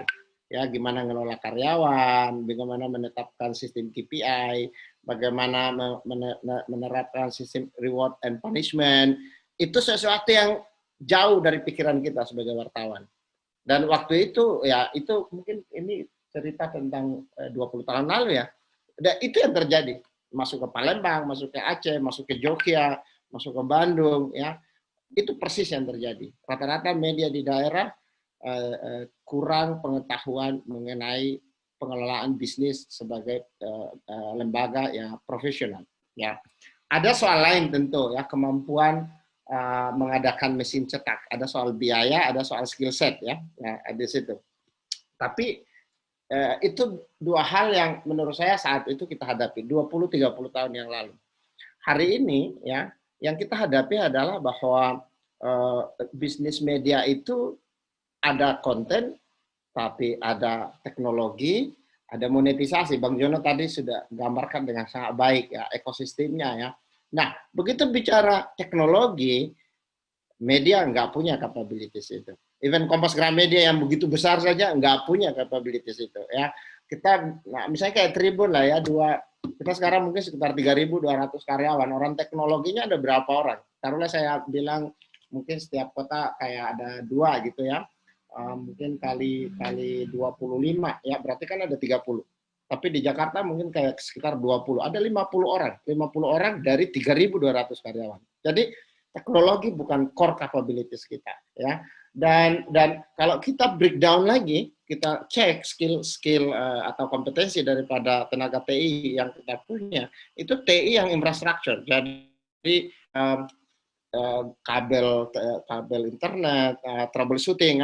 Saya ada ini komputer saya nggak bisa startup nih, hang nih. Itu kategori skill set di part teknologi. Padahal sekarang kita bicara tentang website, kita bicara tentang coding, kita bicara tentang pengelolaan server dan segala macam. Dan kalau teman-teman lihatin di bisnis proses sehari-hari, ini semua adalah luar negeri. Nah, muncul persoalan juga. Ya, gimana kita berkomunikasi untuk troubleshooting masalah sangat-sangat teknikal, tapi dalam bahasa Inggris. Jadi itu media nggak punya capabilities. Ya, makanya kalau waktu saya awal-awal rintis Tribun News itu berarti sudah 11 tahun yang lalu, di KG itu jadi persoalan besar. Legal misalnya, legal aspek ya. Ketika kita bicara tentang gimana doing like monetization, ya kita berurusan misalnya dengan Google dan itu berarti kita bicara harus ada perjanjian karena itu kita pasang iklan ya, mereka pasang iklan di kita sediakan inventory buat mereka, terus ada payment, ada invoice segala macam, perjanjiannya itu dalam bahasa Inggris. Dan di KG semua perjanjian harus dalam bahasa Indonesia. Itu satu. 2, jika ada dispute itu harus dalam pengadilan Indonesia, harus dalam hukum Indonesia. Google bilang enggak, harus bahasa Inggris, take it or leave it. Terus kedua, dispute harus diselesaikan dalam jurisdiksi pengadilan Singapura. KG nggak siap, 11 tahun yang lalu. Ya, dan makanya saya melakukan terobosan dan bikin personal guarantee. Jika ada masalah saya jadi garansinya. Sebab sistem di KG pun waktu itu tidak siap untuk berkolaborasi dengan atau untuk merangkul ya, ekosistem bisnis yang baru. Nah, itu masalah besar kita. Dan saya yakin sebagian besar peserta di sini, ini wartawan, dan sebagian besar tidak mengerti teknologi, sebagian besar tidak mengerti monetisasi. Mungkin sebagian besar tidak pernah melihat laporan keuangan. Nah, itu persoalan kita. Jadi ini bukan cuma soal bagaimana memproduksi dan mendistribusikan konten, tapi bagaimana memproduksi dan mendistribusikan konten dengan teknologi apa. Ya, jadi itu satu persoalan besar gitu ya. Berikutnya tadi sisi monetisasi. Bang Jono tadi tunjukin kan, salah satu yang saya ingat persis dari Bang Jono tadi, ini Bang Jono masih join ya. AdOps ya. AdOps itu orang yang mesti ngerti bisnis karena dia harus bikin kalkulasi. Misalnya ketika sorry ya, ini agak teknikal dikit. Ketika dia harus men-set floor price. Jadi ada market, ada demand dari market, ada inventory yang kita sediakan, kita mesti filtering. Nah, salah satu filternya adalah floor price. Harga paling bawah atas inventory yang kita bikin. Nah, teman-teman, itu tidak hanya membutuhkan technical skills, tapi dia butuh juga pemahaman mengenai bisnis secara overall. Nah, mencari gabungan antara orang yang mengerti bisnis overall dan orang yang mengerti teknologi itu sesuatu yang tidak gampang. Ya, karena di kampus-kampus orang teknologi, orang bisnis itu orang fakultas ekonomi, dan itu terpisah. Ya, dan hari ini dua keterampilan yang terpisah itu harus ada pada diri satu orang. Ya, dan saya tahu ini para pengelola media, teman-teman yang sekarang mengelola website, mengelola akun Instagram, mengelola channel YouTube, saya tahu semuanya. Itu latar belakangnya orang konten. Nah, pada saat yang sama dituntut untuk memiliki technical skills dan kemampuan dari sisi monetisasi. Nah, itu aslinya entrepreneur. Jadi ini tidak tentang wartawan saja, tapi ini tentang skill set yang jauh lebih besar daripada itu. Nah, bisa dibayangkan bahwa tantangannya seperti itu dan kita harus jawab segera di tengah badai ini. Pandemi sama digital disruption. Makanya saya bilang, ini bayangkan badai, gelap, angin kencang, ombak sangat kencang, kapalnya goyang-goyang begini, gitu ya. Dan satu hal, badai pasti berlalu. Nanti soal berapa lama, apakah ini 1 tahun atau ini 2 tahun, tapi badai pasti berlalu. Pertanyaannya adalah, siapa yang akan ada di sana setelah badai ini berlalu? Laut sudah tenang, cuaca cerah, angin sepoi-sepoi, lu bisa bawa kopi ke dek sambil ngopi gitu, lalu cek siapa yang masih ada di sana. Saya rasa itu yang kita hadapi hari ini. Baik. Thank you Pak Dahlan ya. Sangat luar biasa tadi bisa melihat bahwa ada kombinasi yang sangat penting yang sebagai pengusaha media harus punya dalam perusahaannya, yaitu kombinasi antara bisnis dengan juga teknologi. Karena kalau berangkat dari konten, maka akan sangat-sangat suffer ya, Pak ya. Kalau tidak mau berusaha untuk menguasai atau mempelajari bisnis dan teknologi, dan juga mungkin bisa membuat satu tim AdOps ya, untuk setting inventory dan juga setting floor price dari setiap inventory. Oke. Pak, sekalian tadi pertanyaan saya udah terjawab, tapi ada pertanyaan lagi nih Pak. Kira-kira ya, kalau pendapatan online dengan pendapatan offline, mana yang lebih besar, Pak? Apa yang dimaksud pendapatan offline? Event atau kalau saya di koran itu jualan koran atau gimana? Iya, kalau media online, pendapatan offline-nya adalah pendapatan dari yang konvensional ya, yang kerjasama dan juga dari event. Sedangkan pendapatan online adalah pendapatan dari perusahaan-perusahaan digital seperti Facebook, seperti aggregator, seperti ad networks, seperti itu. Oke. Gini, teman-teman. Selalu di setiap kesulitan ada hal yang baik, kan gitu kan ya. Tinggal kemampuan kita melihat mana hal yang baik di tengah kesulitan. Gini, saya coba lihat ya pendapatan Tribun cetak ya pada saat Januari, Februari, 15 Maret 2020. Kenapa saya sebut 15 Maret? Karena itu 15 Maret adalah hari pertama kita kerja dari rumah.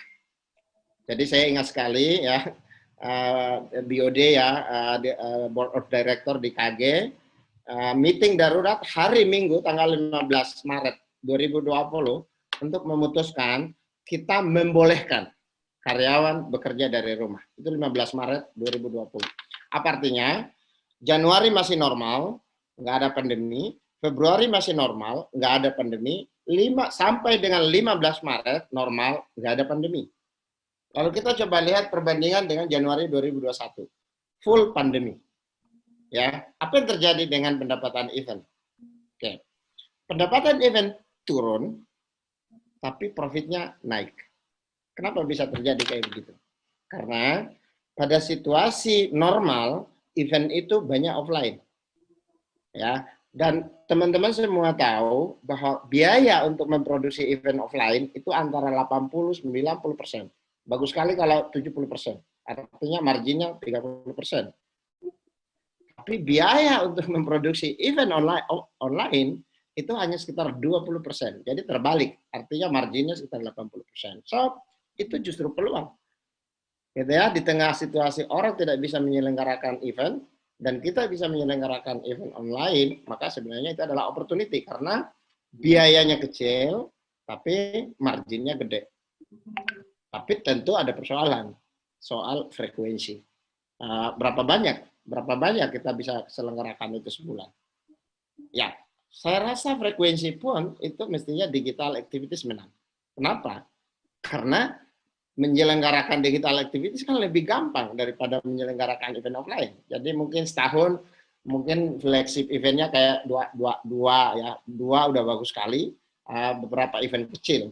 Tapi kalau di online, mungkin kayak sekarang Tribun, ya targetnya sih 2 event per hari, setiap unit gitu ya. Tapi saya rasa mungkin dia jalan kayak 1. Tapi 1 kali 50 unit ada 50 event. So itu besar sekali gitu ya.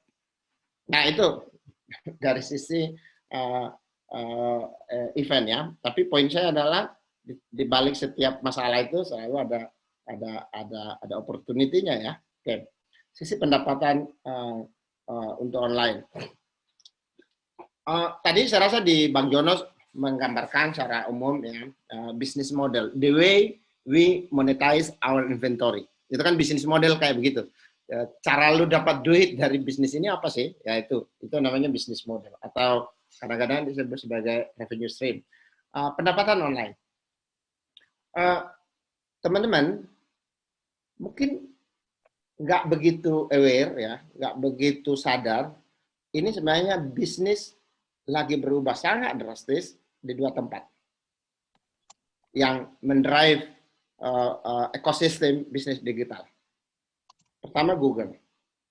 Ya, teman-teman pasti lihat nggak lakukan apa-apa, artinya bisnis as usual, jumlah kontennya tetap seperti ini, pendekatannya tetap seperti ini, cara bikinnya kayak gini, orangnya masih sama, jam uploadnya masih sama, channel distribusinya masih sama, tapi menghadapi 2 hal yang berbeda. Satu, tiba-tiba trafficnya naik. Ya, bersyukurlah kalau itu berkah ya, karena nggak lakukan apa-apa sebenarnya tiba-tiba trafficnya naik ya. Tapi ada yang bekerja dengan setengah mati tiba-tiba trafficnya turun. Siapa yang mengendalikan itu? Ya Google algoritma. Dan beberapa kali kan update ya. Nanti teman-teman bisa cek. Kok traffic saya tiba-tiba naik gitu ya? Saya nggak tahu, saya nggak bisa jelasin gitu ya. Kok traffic saya tiba-tiba turun? Saya juga nggak bisa jelasin gitu ya. Nah itu. Jadi Google rule the world. Ini dia yang dimaksud, ya. Yang kedua, kalau teman-teman perhatikan di Facebook pun itu juga ada perubahan, ya. Dan ini kita coba cek secara internal itu terjadi 10 Mei, ya, terjadi perubahan yang sangat besar dalam environment Facebook. Ya, ada instant artikel seperti Bang Jono tadi sampaikan, ada instant video, ada referral traffic ya. Semua berubah sangat besar. Ya. So dan pasti kalau trafficnya berubah, pasti revenue-nya juga berubah. Ada yang turun, ada yang naik, ya kan? Dan itu kayak sesuatu yang kita nggak bisa jelaskan. Ya, ini poin saya. Bahwa di dalam situasi disruption sekarang, ya perubahan didrive oleh teknologi, ya, dan kita publisher hanyalah mur kecil di antara ekosistem itu. Dan bukan kita yang melakukan, yang bisa mengenerate perubahan itu, yang bisa mendrive perubahan itu. Yang bisa mendrive perubahan itu justru adalah teknologi company. Ya itu persoalan kita hari ini, Bung. Dan setiap saat Google bisa berubah, setiap saat Facebook bisa berubah, seperti ibu-ibu yang bawa mobil atau motor ya, tiba-tiba belok kiri, tahu-tahu besar tiba-tiba, atau dia pakai saing kiri, dia belok kanan. Ya, tidak ada yang mengerti gitu ya. Sementara ya, ribuan orang, puluhan ribu orang, bahkan mungkin ratusan ribu orang rely on bisnis ini. Ya, itu saya rasa tantangan yang ya bukan cuma perusahaan kecil, perusahaan besar pun juga menghadapi situasi itu. Ya, enggak. Saya rasa gitu di teman-teman ya, teman-teman ada yang diskusi silakan. Ya, thank you Bang Dahlan. Saya tidak membantu memberi solusi ya, saya cukup membantu menambah kebingungan aja ya. Tapi moga-moga setelah bingung lalu bertanya lalu menemukan jalan keluar gitu ya. Thank you. Wow, itu kreatif banget caranya Bang. Oke, saya simpulkan sedikit bahwa ternyata cara berpikir yang baru di masa disruption ini dari kita pengusaha media adalah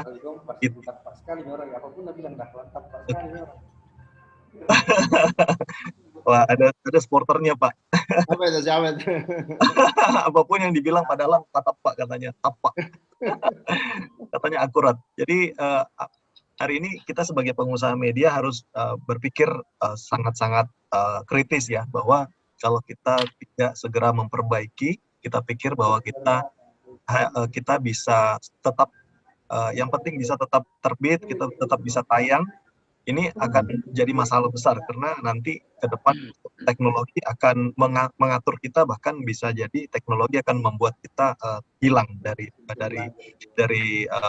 masyarakat ya. Jadi terima kasih Bang Dahlan. Kawan-kawan, mungkin saya buka sesi tanya jawab ya. Tanya jawab saya akan baca dari chat yang ada di grup di Zoom ini. Mungkin pertanyaannya saya akan buka dari Mas Jono, terus kemudian nanti saya pindah lagi ke Bang Dahlan ya, supaya kawan-kawan pertanyaannya bisa terwakili semua. Oke, yang pertama saya mau nanya, baca pertanyaan dari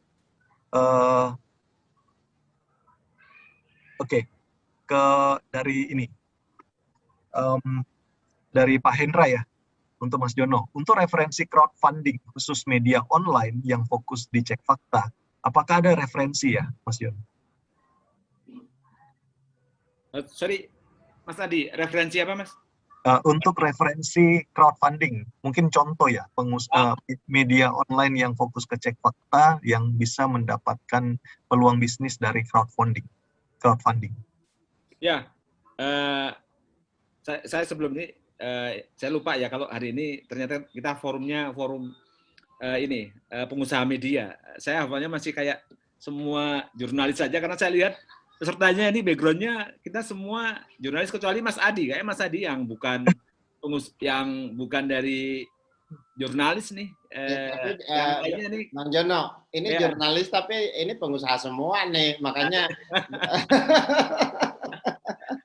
lihat semua ya, entrepreneur ya. Iya. Ya, ini semua Mas Jono, semua yang di dalam Zoom ini semuanya hidungnya pinter cium bau duit. Silakan Mas, silakan. Ya, cek fakta sebetulnya cukup banyak yang sekarang menjadi sumber donor ya. Mereka biasanya musiman karena mereka juga donor ini juga menjalankan program dari donor besarnya. Di kita ini sekarang sebenarnya biasanya ya kalau kita dapat donor dari untuk fakta misalnya, kebanyakan nge-sub. Nah, kecuali langsung ke brand misalnya sekarang yang lagi jalan Google, Facebook. Google itu menyediakan setiap tahun 2 kali membuka ke lembaga-lembaga cek fakta yang mau beroperasi, dia ngambilnya 6 bulan sampai setahun. Di Indonesia ada misalnya Liputanam, kemudian ada Tirto, ada berapa, itu mereka punya program cek fakta yang memang dibiayai oleh Google, kemudian Facebook juga sama. Kemudian ada namanya IFCN, International Fact Check Network. Jadi FCN juga ikut membantu. Nah, di luar 3 yang besar ini ada juga yang di level bawahnya, dan media sebenarnya punya peran ya. Misalnya gini, di Singapura tuh yang sering open ada namanya Splash Media ya. Kemudian di Indonesia ada Internews sekarang yang juga sudah mulai buka lagi. Ya sebenarnya tinggal teman-teman banyak search aja sih kalau yang kayak gitu ya. Karena itu mereka ada program tahunan, ada program jangka pendek, jangka panjang, variasi sih kayak gitu. Kalau terkait dengan crowdfunding ya. Oke, baik. Makasih Mas Jono. Jadi ada beberapa tadi seperti Splash, apa itu tadi ya, saya lupa. Internews. Ya, Internews ya. Kawan-kawan mungkin bisa cari ya crowdfunding atau grant atau charity for journalism itu ya. Ya. Itu banyak banget, setiap tahun mungkin ada, dan ini sebenarnya lumayan ya Mas Jono ya nilainya. Ya, sekarang kan lagi ada program YouTube sama MDIF ya. Ya, MDIF. Mungkin di minggu-minggu ini teman-teman akan dapat email dari YouTube. Kemarin yang submit soal programnya YouTube sudah mulai pengumuman. Sudah tahap wawancara. Kayaknya minggu depan akan wawancara untuk calon penerima grant dari YouTube. Oke, baik. Thank you Mas Jono ya. Itu nilainya kalau nggak salah berapa ribu US dollar ya? Di MDIF tuh $1 juta untuk 20 negara ya, nanti mungkin masing-masing negara dibagi ke berapa media, saya juga nggak ngerti ini. Oh ya, kita doakan kawan-kawan ada yang mendaftar, mudah-mudahan bisa dapat ya. Disinilah enaknya kita berasosiasi ya, karena kita bisa dapat ketemu dengan pihak yang mau memberi dengan mau menerima, pihak yang mau memesan dan mau menyediakan layanan. Terima kasih Mas Jono. Pertanyaan berikutnya untuk Pak Dahlan, Bang Dahlan.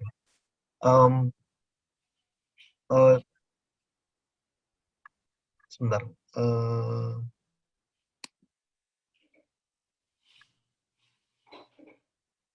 Oke, ini ada pertanyaan lagi. Digital disruption, apakah memungkinkan kita pelaku media untuk menggunakan tenaga yang expert di bidang monetize seperti AdOps? Maksudnya mungkin apakah memungkinkan ya kita membayar orang yang expert terus kemudian bisa menutup ya pemasukan dari kerjanya dia? Mungkin Bang Dahlan ya bisa menjawab. Ya, oke. Semoga bisa membantu jawab ya, atau kalau enggak malah tambah bikin bingung ya. Gini teman-teman, ini kan banyak skill yang benar-benar baru ya yang kita butuhkan, tapi harus segera. Nah itu kan persoalannya. Atau banyak capabilities yang kita butuhkan, tapi itu sifatnya harus segera. Ya, misalnya kayak gini ya, kalau mungkin teman-teman kalau di media di daerah belum begitu terasa bahwa kita tuh butuh server misalnya. Ya karena kan volumenya mungkin belum terlalu besar sehingga ya udah colok sini aja, colok sini gitu ya dan bayar. Tapi pada skala tertentu server itu akan jadi masalah. Karena jumlahnya udah besar, nanti aksesnya akan makin berat, mungkin suatu waktu juga dia akan down, dan untuk pulih butuh kayak 3-4 jam gitu. Lalu di sebelah sini itu ada teknologi yang disebut sebagai autoscale ya. Jadi dia tinggal liatin kalau trafficnya naik ya dia naik lagi scale-nya, jadi nggak pernah down. Nah itu kan teknologi capabilities ya. Sama dengan tadi ini AdOps itu kan skill ya, skill capabilities. Nah ini rumus umum aja. Kalau kita tidak bisa adakan dengan kemampuan kita sendiri, berarti kita partnership. Kan begitu kan? Nah, artinya kita harus meng-handover capabilities itu ke orang lain, dan modelnya bisa macam-macam, apakah revenue share atau berbayar atau dan segala macam. Kan gitu. Karena mungkin Bang Jono tadi belum sebut gajinya AdOps berapa ya, gitu. Karena untuk itu celaka benar itu ya. Mungkin kalau untuk standar Jakarta gaji AdOps kali bisa buat gaji 3-4 wartawan kali ya. Gitu. Jadi kan agak bingung ini kita mau gaji AdOps atau mau gaji 4 wartawan ini untuk produksi konten gitu ya. Ya. Jadi saya rasa pada skala tertentu media mungkin nggak harus punya ad ops sendiri ya. Atau kalau toh ada bukan yang dengan skill yang mengelola kayak berapa ya 1 juta atau 1 miliar impression sehari, bukan. Mungkin kayak 1000 impression sehari, kan skill setnya itu beda kan ya. Nah, kalau pada level yang kecil ini, kalau saran saya sih mesti belajar sih. Gitu loh. Dan ini celakanya 24 jam ini jadi pendek nih satu hari, karena banyak sekali nih tiba-tiba kita mesti pelajari. So, kalau kita juga tidak tahu, kita tinggal hand over begitu saja, kita bisa ditipu orang loh. Dan penipunya juga banyak nih di dunia digital ini gitu loh. Betul. Jadi saran saya teman-teman, saya juga wartawan seperti kalian, saya rasa saya tahulah apa yang teman-teman juga sedang pikirkan gitu ya. Kalau saya rumusnya belajar deh. Belajar sendiri, dan thanks kepada digital karena ini semua akses sudah tersedia ya. Misalnya kayak tadi, mungkin coba cari tahu apa itu ad ops, pekerjaannya apa. Dengan demikian teman-teman punya bayangan, oh ini skill setnya kayak gini ya, pakai keyword itu untuk belajar cepat. Nah, teman-teman adalah entrepreneur, jadi mesti paham, tidak usah detail ya. By the way, saya masih memimpin orang teknologi loh. Ya, di KG itu saya apa namanya, di tiap minggu kita regular meeting dengan orang teknologi untuk mengasih direction gitu ya. Di Tribun News saya masih GM untuk teknologi loh. Nah, saya nggak tentu detail-detail saya nggak ngerti gitu ya. Tapi saya paham prinsip besarnya. Apa prinsip besarnya ya yang membuat orang teknologi jadi agak susah kalau ketemu saya. Saya bilang gini deh. Teknologi itu membantu kita lebih efisien. Apa artinya? Efisien itu mestinya kita kerjakan 10 hari, dengan teknologi kita kerjakan real time. Ya, misalnya WhatsApp.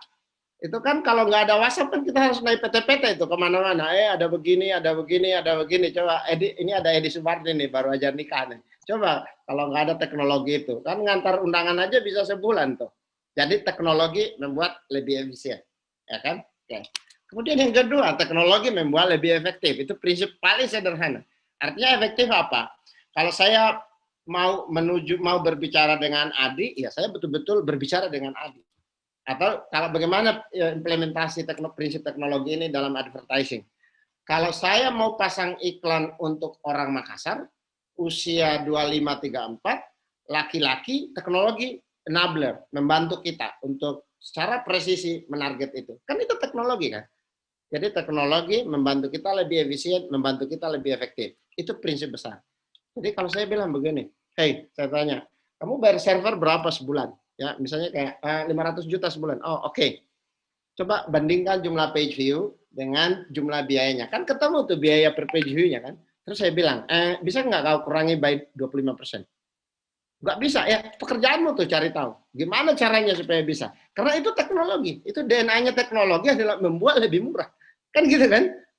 Ya, oke. Jadi teman-teman ya, karena ini mau bergerak sedang ada dalam bisnis ini ya. Saran saya belajar. Itu gampang sekarang di digital. Tadi Bang Jono memperkenalkan apa yang disebut sebagai Facebook Instant Article, Facebook Instant Video. Udahlah, itu resources-nya banyak sekali. Kalian aja yang nggak belajar. Itu resources-nya banyak. Tinggal tulis apa itu Facebook Instant Article. Tinggal pilih mau bahasa Indonesia mau bahasa Inggris. Bahasa Arab mungkin ada kali ya, Google Translate ya, ada kali. Atau apa itu Facebook Instant Article? Itu semua ada loh resources-nya. Gitu kan? Jadi teman-teman, sekarang kerasa benar karena kita di dalam pandemi ya, dalam badai tadi, kerasa benar bahwa kita mesti terus belajar. Dan syukurnya itu resources-nya ada semua. Tinggal artinya kuncinya ada di kita gitu. Baik, oke. Tidak menjawab ya, membantu membingungkan aja. Tapi memang misi saya hari ini begitu, membantu teman-teman tambah bingung. Thank you. Ya, terima kasih Pak Dahlan ya. Kita kayak di-expand Pak, bukan bikin bingung. Kita jadi di-expand nih. Oh, jadi gitu ya, bisa 1 hari 1 miliar impression ya. Wow, bisa jadi bayar server 1 bulan 500 juta ya. Ini jadi expand bahwa bahwa itu ada. Bahkan tadi disebutkan juga sama Mas Jono income dari Facebook aja seperti itu ya. Dan ini membuat kita jadi terekspand ya, pikirannya kita nggak ada hasil. Oke, pertanyaan berikutnya untuk Mas Jono nih. Ini terkait dengan kolaborasi media. Beberapa waktu yang lalu ada satu media namanya Rakyat Merdeka itu pernah lakukan penetrasi kerjasama dengan media-media lokal, tapi belakangan sudah nggak terdengar lagi, tidak zaman lagi. Apakah mungkin apa kira-kira model kerjasama kolaborasi media yang bagus untuk dilakukan? Mungkin Mas Jono, kayaknya bagus kalau dua-duanya deh. Ini pertanyaan bagus banget. Mas Jono dulu Ya, mungkin. Ya. tapi sebenarnya kita nggak boleh mengomentari punyanya tetangga ya. Iya. Tetangga itu punya cara masing-masing untuk berkembang dan lain-lain ya. Betul. Tapi yang saya kira salah satu poin besar ketika kita masuk di sini adalah kita harus tahu DNA kita. Kita itu mau model bisnisnya kayak apa sih, seperti apa itu. Itu harus tahu betul DNA-nya ini. Kalau kita tidak bisa membuat traffic besar, jangan bermimpi misalnya untuk punya uang besar dari programatik. Kita harus punya jalan yang lain, karena soalnya ada 1000 jalan di sana. Ada teman-teman yang tidak mengutamakan traffic, ya. Dia mengutamakan misalnya komunitasnya, gitu.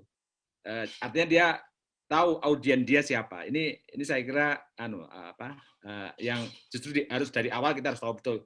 Jangan sampai kita membuat media itu hanya ikut-ikutan, seperti halnya karena jurnalis A di media di kota A dengan gampang, ya kan sekarang membuat media kan ke warung kopi waktu 1 jam udah jadi media. Berdua orang tinggal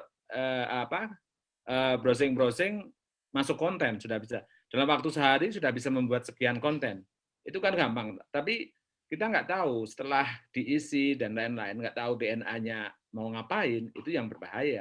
Yang kemudian tiba-tiba minta tolong ke sana, kemari, dan lain-lain. Nah, ketika misalnya kita mau membuat model kolaborasi atau networking, atau membuat media berjaringan ya di daerah-daerah, itu seharusnya sejak awal juga sudah tahu targetnya, tujuan, model bisnis, mau seperti apa. Karena nggak bisa hanya niru ya, apalagi niru yang ditiru nih media-media besar dengan kapital yang tidak terbatas, misalnya gitu, yang duitnya dibakar terus dan nggak habis-habis gitu ya, misalnya ini ada yang nggak bisa kita tiru gitu kan. Kita harus punya konsep lain, punya model lain yang memang juga tidak ada jawabannya pasti benar. Saya yakin kita semua, kita sama Bang Dahlan juga banyak trial and error. Kita ngurus dengan Google aja trial errornya banyak, apalagi dengan banyak partner gitu kan. Jadi ya sejak awal kita harus tahu betul ketika mau membuat networking, kita mau ngapain. Kemudian model bisnisnya apa, modelnya kayak apa. Nah, kalau ditanya soal kolaborasi dan lain-lain, yang paling ideal adalah membangun kolaborasi dengan target sama-sama membesarkan traffic dan revenue. Tidak hanya traffic saja, revenue-nya tidak, atau revenue saja, traffic-nya juga tidak. Karena itu pasti akan sangat berbeda. Salah satu model kerjasama kan sebenarnya dilakukan oleh para agregator tuh, yang namanya Babri, namanya UC, namanya Kurio. Dia kan mengagregasi semua media digital, termasuk media jaringan, termasuk media-media di berbagai daerah. Nah, jangan sampai ketika kita masuk misalnya di agregator, kita hanya dapat remah-remahnya atau kita hanya dapat ini agregatornya dapatnya besar, sementara kita enggak. Nah, kita harus tahu betul mana agregator yang kira-kira juga bisa mendapatkan dua. Satu adalah revenue juga dapat, traffic juga dapat. Jadi saya kira kita harus milih, tidak semuanya media. Yang kedua juga kita harus ngajari tuh teman-teman di agregator yang gede-gede ya, Babik, Kurio, UC dan lain-lain misalnya, ya untuk profit sharing dan open dashboard. Tadi Bang Dahlan sudah ngajari jangan sampai kita ditipu oleh media, oleh misalnya mesin gitu kan. Kita harus tahu betul dashboard itu, membaca dashboard, membaca traffic, membaca revenue, berapa sih satu impression yang kita dapatkan dari berpartner. Ini penting, kita juga belajar ya. Ini sebenarnya nggak gampang untuk memahami. Misalnya mungkin teman-teman belum familiar, kita sebagai jurnalis ya, dulu saya juga nggak ngerti apa itu CPM, apa itu CTR ya, apa itu CPA, CPD, pokoknya yang terkait dengan bagaimana kita kemudian menentukan harga ya. Padahal itu semua masing-masing, setiap satu halaman, 1000 halaman, 1 sampai 1000 halaman misalnya, yang kita anggap selama ini CPM ya, impression, kita harus tahu nih, harga di luar segini nih. Harga kalau saya kerjasama dengan, misalnya saya tidak punya ad-op, saya kemudian bergabung dengan ad-ops atau agensi ya, yang dimiliki agensi. Jadi kita ada, teman-teman mungkin sering tawari, ada ad-op, ada ad-Asia, ada lain-lain ya, MGID dan lain-lain. Nah, kita harus tahu tuh harga kita itu berapa dengan mereka. Tidak hanya dikasih waktu penawaran awal. Kalau penawaran awal kan jelas dijanjikan persentase sekian-sekian, harga CTR-nya 0, CPM-nya 0,3, 0,4. Real saya yakin nggak nyampe. Mungkin di suatu saat dia pernah itu harga yang hanya sekali dari setahun. Sekali setahun dapat CPM 0,3. Tapi itu yang kemudian ditawarkan kemana-mana. Kemudian kita tertarik. Padahal di real belum tentu ke situ. Nah ini yang setidaknya meskipun kita sebagai Pemret, media-media, kita tahu membaca data. Gitu ya. Membaca data ini penting. Baik. Kita minta dibukakan dashboard, lihat ya mana yang bagus, mana yang enggak. Oh ini layak untuk diteruskan, mana yang enggak, daripada karena kalau enggak begini. MGID, Popin, dan segala macam, itu ketika masuk ke halaman-halaman kita, bukan tidak beban. Itu akan memperberat ya, load, page, dan sejenisnya yang akan nanti mempengaruhi ekosistem distribusi.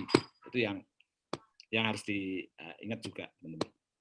Oke, baik. Makasih Mas Jono. Ya, tadi ada Popin juga disebutin. Popin itu perusahaan dari China dan ada juga saya juga ingat ada Advernatif juga ya Pak dari Rusia itu juga kita bagus juga itu kalau mau kerjasama.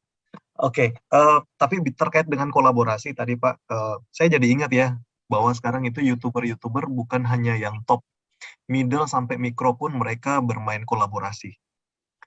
Mereka bikin konten bersama, mereka saling undang-undang ke channel masing-masing, dan itu membuat channel mereka atau viewers atau subscribers mereka jadi nggak bosan ya dengan konten di channel tersebut. Nah, kira-kira kolaborasi di dalam media harusnya bisa seperti itu nggak Pak? Mungkin kolaborasi ini saya nanya ke Pak Dahlan ya. Oke. Kenapa kolaborasi? Karena kita merasa capabilities-nya kita nggak punya, orang lain punya. Atau kita merasa capabilities satu mesti digabung dengan capabilities dua. Jadi ini dasar berpikirnya gitu. Kan gini, sekarang teman-teman atau kita semua sekarang kan ada di sini nih. Kita bikin konten nih. Di sini aparaturnya apa nih? Kan wartawan, editor gitu kan, di sebelah sini gitu. Tapi kan untuk bisa mendistribusikan konten kita butuh server, kita butuh ini minimal ini paling simpel nih CDN, Content Delivery Network gitu ya. Ini yang kita bayar. Saya nggak tahu teman-teman itu bayarnya dengan cara gimana ya. Tapi ini ada nih teknologi ini. Ini mungkin sesimpel saya pakai capabilities teknologinya orang lain lalu saya bayar kan gitu. Tapi di sebelah sini ya, tadi dalam konteks ad-ops tadi kan ini ada opsi. Apakah kamu bayar atau kita partnership? Jadi contohnya gini, Bang Jono pasti juga ini ditawarin nih, ini lain ya. Kita ditawarin tuh revenue share-nya berapa, itu gila tuh. Revenue share yang menurut saya gila-gilaan tuh. Jadi itu berapa ya? 35 berapa tuh? Jadi 35%, 70. Enggak nyampe berarti 34, sekian. Iya Bang Jono ya. Ini ya, 34 ini berapa sih ini? Bagaimana caranya supaya jadi 100 nih? Ini teman-teman harus belajar Excel loh. Karena ini 102 berarti 33 kali ya. 33, sekian ya. 32. 32 ya? Oke, 32. Ya, ini 32, ini 32 gitu. Ini revenue share-nya nih.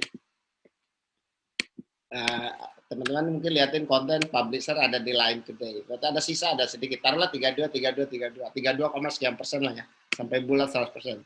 Saya tanya, kenapa kok revenue share-nya kayak gitu? 32 gitu. Simple jawabannya. Ini produsen, ini publisher, artinya kita. Ini Line ngambil duit dari sini. Ini Google ngambil duit dari sini. So, kenapa Google kok ada di sini? Oh, dia nggak ada dalam kerjasama ini gitu. Simpel aja. Jadi rupanya teknologi advertising yang dipakai Line itu teknologinya Google. Atas setiap teknologi yang dipakai Line, Google mengut 32%. Ini yang disebut revenue share. Ya. Mungkin teman-teman juga secara tidak sadar, tadi Bang Jona juga saya sampaikan, sebenarnya atas iklan programatik yang kita pakai engine-nya Google, kita pakai DAP-nya Google, itu kan sebenarnya Google udah mungut duluan tuh. Jadi kita mungkin dapatnya tinggal 15% dari overall value daripada iklan yang kita sampaikan gitu kan. Oke. Nah, tadi ada pertanyaan tuh. Gimana ya kolaborasi dengan Tribun ya, atau mungkin dengan Kompas Gramedia gitu ya. Saya cara berpikirnya begini. Ya. Misalnya saya lihat publisher lokal. Ya, di kita itu sempat ada pemikiran juga memang. Kalau kita lihat dengan pendekatan ini, saya tahu publisher lokal itu banyak kan ada di sini memproduksi konten. Ya, sesuatu yang kita, kalau saya dari sisi Tribun ya, kita kan bangun network ya. Ini ada Tamsil di sini tuh, dia lagi di Papua tuh, kita lagi persiapkan Tribun Papua ya. Mohon doa ya, moga-moga launchingnya 18 Juni ini lancar ya. Nah, itu kan content production. Tapi teman-teman di Papua itu perlu kita rekrut orang teknologi dan cari duit nggak? Teknologi nggak perlu, karena ini diambil alih Jakarta. Tapi orang cari duit yang ini nggak perlu. Tapi yang ini Jakarta nggak perlu. Berarti yang kita rekrut yang ini kan? Tuh. Jadi di Papua kita butuh ini. Jadi di sini kita butuh, di sini kita butuh. Tapi yang lain-lain ini dikerjakan oleh Jakarta. Jadi kepikir saya begini. Bisakah suatu waktu Tribun merangkul publisher lokal di luar network Tribun ya dengan cara seperti apa? Ini misalnya gini. Kalau server itu teman-teman ya, kita bisa hitung cost per page view. Ini simpel. Cost per page view. Jadi misalnya gini, saya nggak tahu, nanti teman-teman bisa hitung ya dengan formula ini. Kalian punya page view 1 juta sebulan misalnya. Terus kalian keluarin biaya server misalnya 500.000. Ya udah, cost per page view-nya berapa? Nih. Cost per page view-nya adalah ini. Rp20 per page view. Kan? Begitu kan cara berpikirnya kan? Sekarang saya akan datang ke kalian. Hey, kamu join nggak? Kau pakai server saya, ya. Tapi saya kasih kau Rp15 per page view. Ya kan? Ya, itu mungkin bisa jadi model partnership gitu loh. Karena teman-teman publisher, mohon maaf ya, publisher kecil tidak punya kemampuan bernegosiasi. Ya, kalau kita publisher besar, kita misalnya pakai server AWS, Amazon, kantornya Singapura gitu ya, dia punya representasi. Kita bisa panggil dia, "Hey, kau datang ke sini. Kenapa kau sistemnya nggak benar?" Karena waktu billing itu kan dedicated services. Ya, nggak pakai kupon. Teman-teman kan pakai kupon tuh. Oh, pakai tiket. Saya mau mengadukan ini. Nah, padahal sebenarnya kita punya kemampuan di sisi ini, ya, kita dealing sama partner dan kita itu adalah premium. Saya dulu pertama kali negosiasi sama AWS, saya bilang, hey, kau bisa pindahin Tribun News, tapi tidak ada no downtime. Bayangin, pindahin dari server A ke server AWS, tapi no downtime, tidak down sama sekali. Sampai orang teknikalnya AWS datangin dari Singapura ke Jakarta, sewa 1 kamar hotel, kerja 24 jam untuk memastikan no downtime. Kenapa bisa kita lakukan itu? Ya karena kita besar. Tapi saya tahu publisher kecil nggak punya kemampuan itu. Nah, kita bisa tekan harga kan. Kalau saya bisa dapatin 20 per page view saya bayar, boleh nggak saya jual ke orang misalnya 20? Misalnya teman-teman bayar 20 nih. Boleh nggak saya tawarin? Kamu ikut saya kasih kau Rp15 per page view. Boleh. Iya kan? Dan ini masalah semua publisher nih di Indonesia. Ya, oke. Yang kedua adalah apa yang disebut, ini part yang sebelah sini ya. Teknologi kan kita bicara biayanya. Kalau di part sebelah sini itu adalah revenue per page view. Atau sebenarnya ini lebih dalam ya teman-teman kalau secara teknikal ya. Page view itu adalah seluruh halaman yang terlihat, tapi sebenarnya aktual revenue itu adalah ada namanya fill rate ya. Kalau teman-teman belajar nanti ini soal iklan, ini ada fill rate. Ya. Dari inventory, dari ruang iklan yang tersedia, berapa banyak iklan yang tampil, itu fill rate. Jadi jumlah impression dibagi dengan jumlah iklan yang terserve. Ya, sehingga fill itu nanti jumlah iklan dibanding fill rate itu ada yang disebut namanya eCPM. Ya. Nah, sekarang misalnya atas setiap inventory itu eCPM-nya misalnya 1.800 nih. Ya. Tapi teman-teman karena nggak bisa optimasi, nggak bisa perbaiki, nggak bisa rapiin, karena kalian nggak punya orang teknologi, kalian nggak punya orang ad-ops, eCPM-nya harganya cuma 600 perak.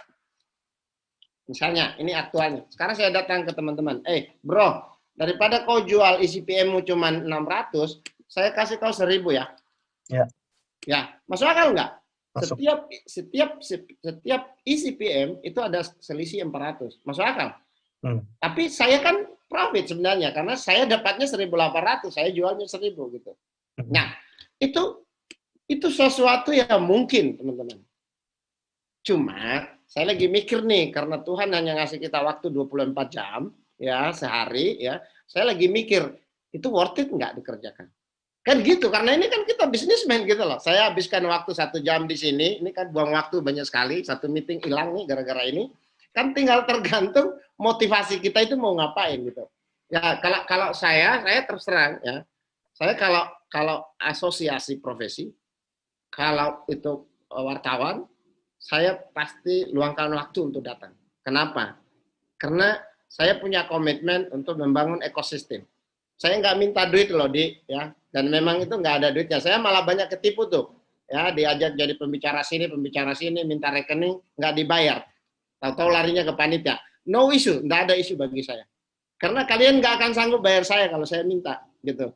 Tapi ya kalau yang lain ya, kalau perusahaan apa minta, saya pasti liatin tuh dia pasang tarif berapa gitu. Tapi kalau ini asosiasi, saya mau. Ya. Kenapa saya mau? Karena ini ekosistem. Ya, ini juga kita teman-teman. Nah, ini untuk menghibur sedikit ya, supaya tidak membingungkan. Ini mau menghibur sedikit. Begini teman-teman. Kalau kita sebagai jurnalis sekarang bicara tentang biaya, bicara tentang pendapatan, bicara tentang laba rugi, itu sesuatu yang harus. Karena itu tuntutan bisnis saat ini. Tapi saya mau ingatkan, jangan lupa bahwa ini bisnisnya adalah untuk publik. Jangan lupakan itu gitu loh. The reason why kita kumpul di sini ya, kenapa Bang Jono itu mau sharing, dan Bang Jono ini saya hormat sama beliau ya, karena lebih banyak waktu beliau luangkan ke publik daripada saya. Saya banyak urusan pribadi, saya banyak urusan profit and loss gitu ya, nggak urusan publiknya jadi kurang gitu ya. Makanya ketika diundang saya thanks, karena itu saya bisa sharing ke ruang publik, dan itu sebenarnya yang ngantar kita ke surga itu ini, ruang publik ini.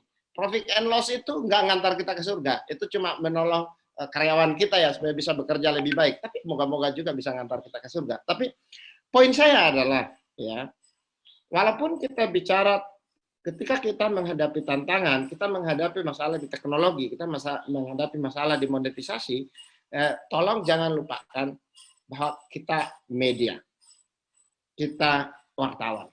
Ya, saya terlepas dari teman-teman Tribun yang suka bikin konten ugal-ugalan, saya bilangnya ugal-ugalan, ya. Tapi saya bilang itu bukan Tribun, itu kesalahan dan itu harus diperbaiki.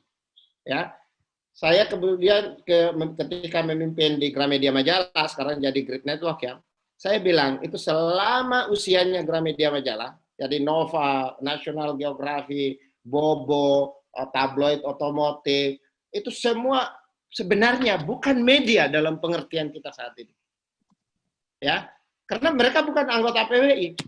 Dan ketika asosiasi merekomendasikan bahwa media itu harus terverifikasi, saya setuju dengan itu.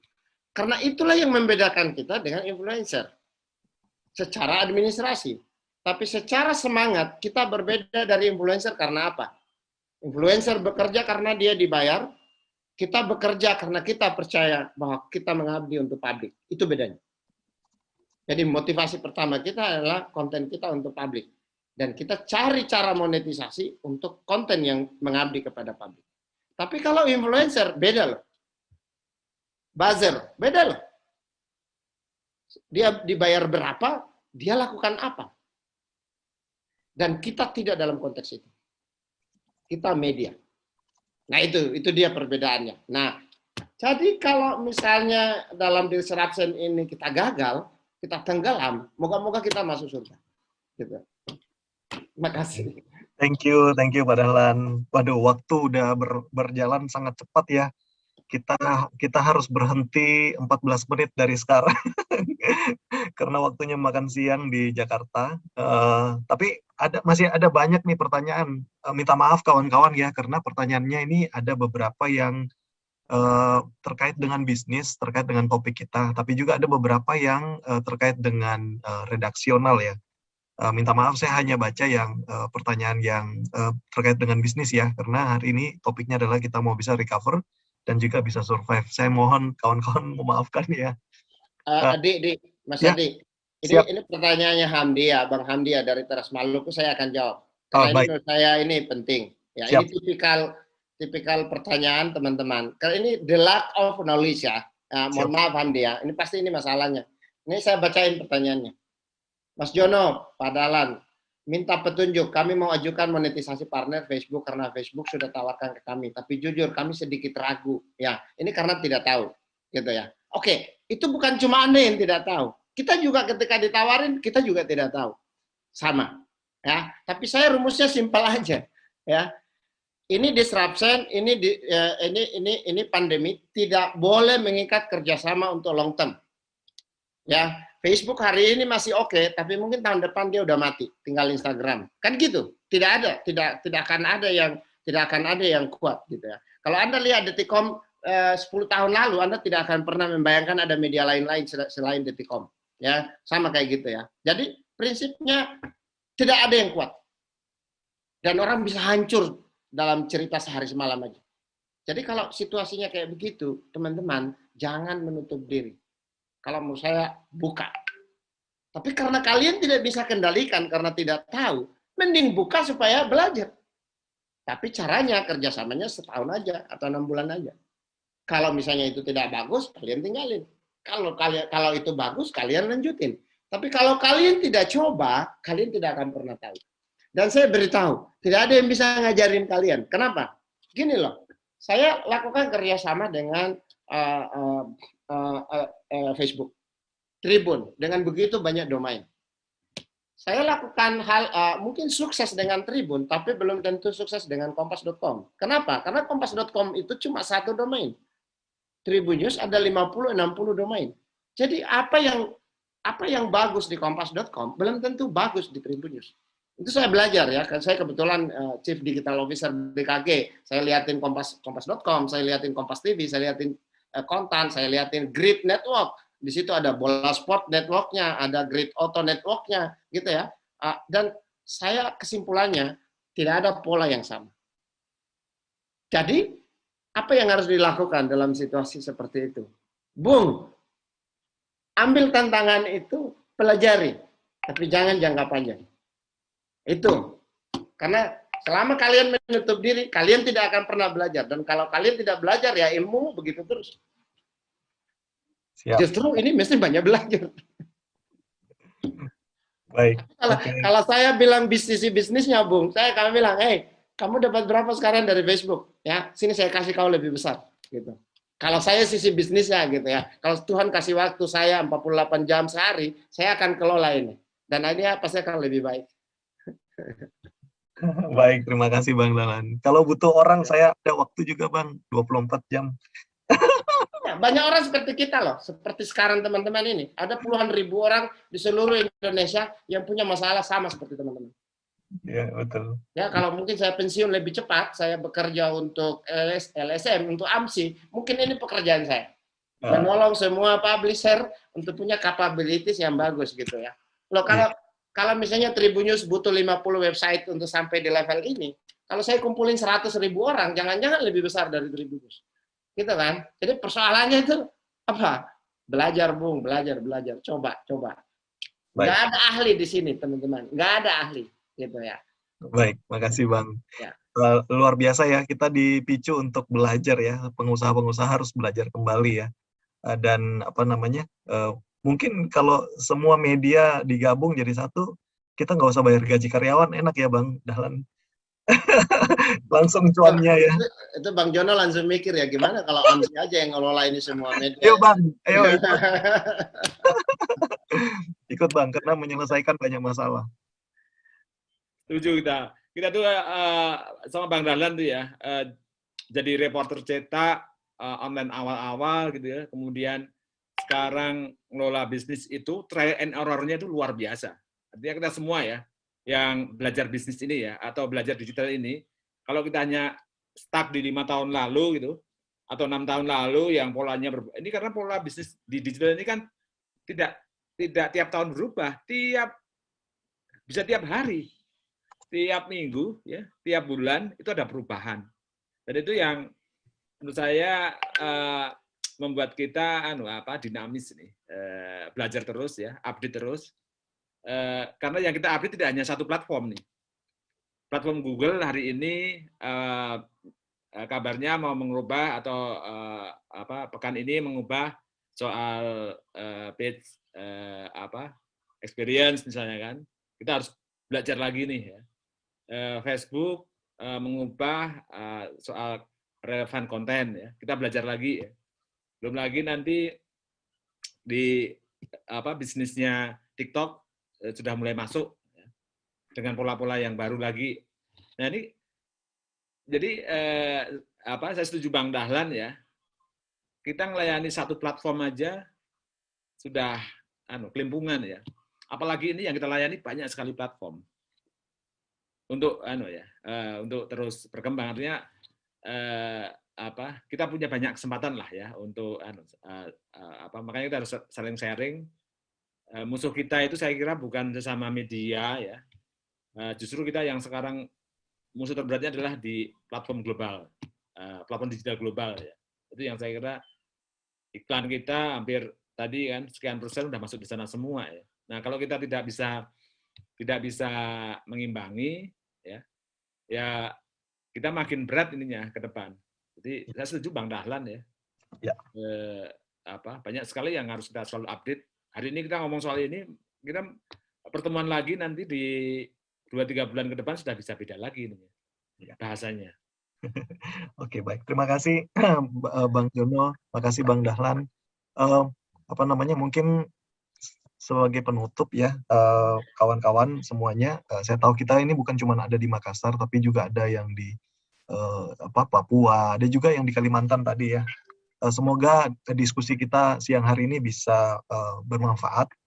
Saya juga ngerasa bahwa hari ini kalau kita tidak berkolaborasi, kita tidak saling membantu, ini akan membuat kita akan kehilangan peluang ya. Bahkan kita juga akan tidak sanggup mengatasi enemy kita ya. Karena pengalaman dari kami Pak, terkini kita itu ada sekitar 50 subdomain juga, belajar dari Tribun, dari Bang Dahlan, dan juga belajar dari Mas Jono. Kita akhirnya bisa negosiasi, karena banyaknya network itu, kita bisa negosiasi untuk mendapatkan fix eCPM dari beberapa ad network.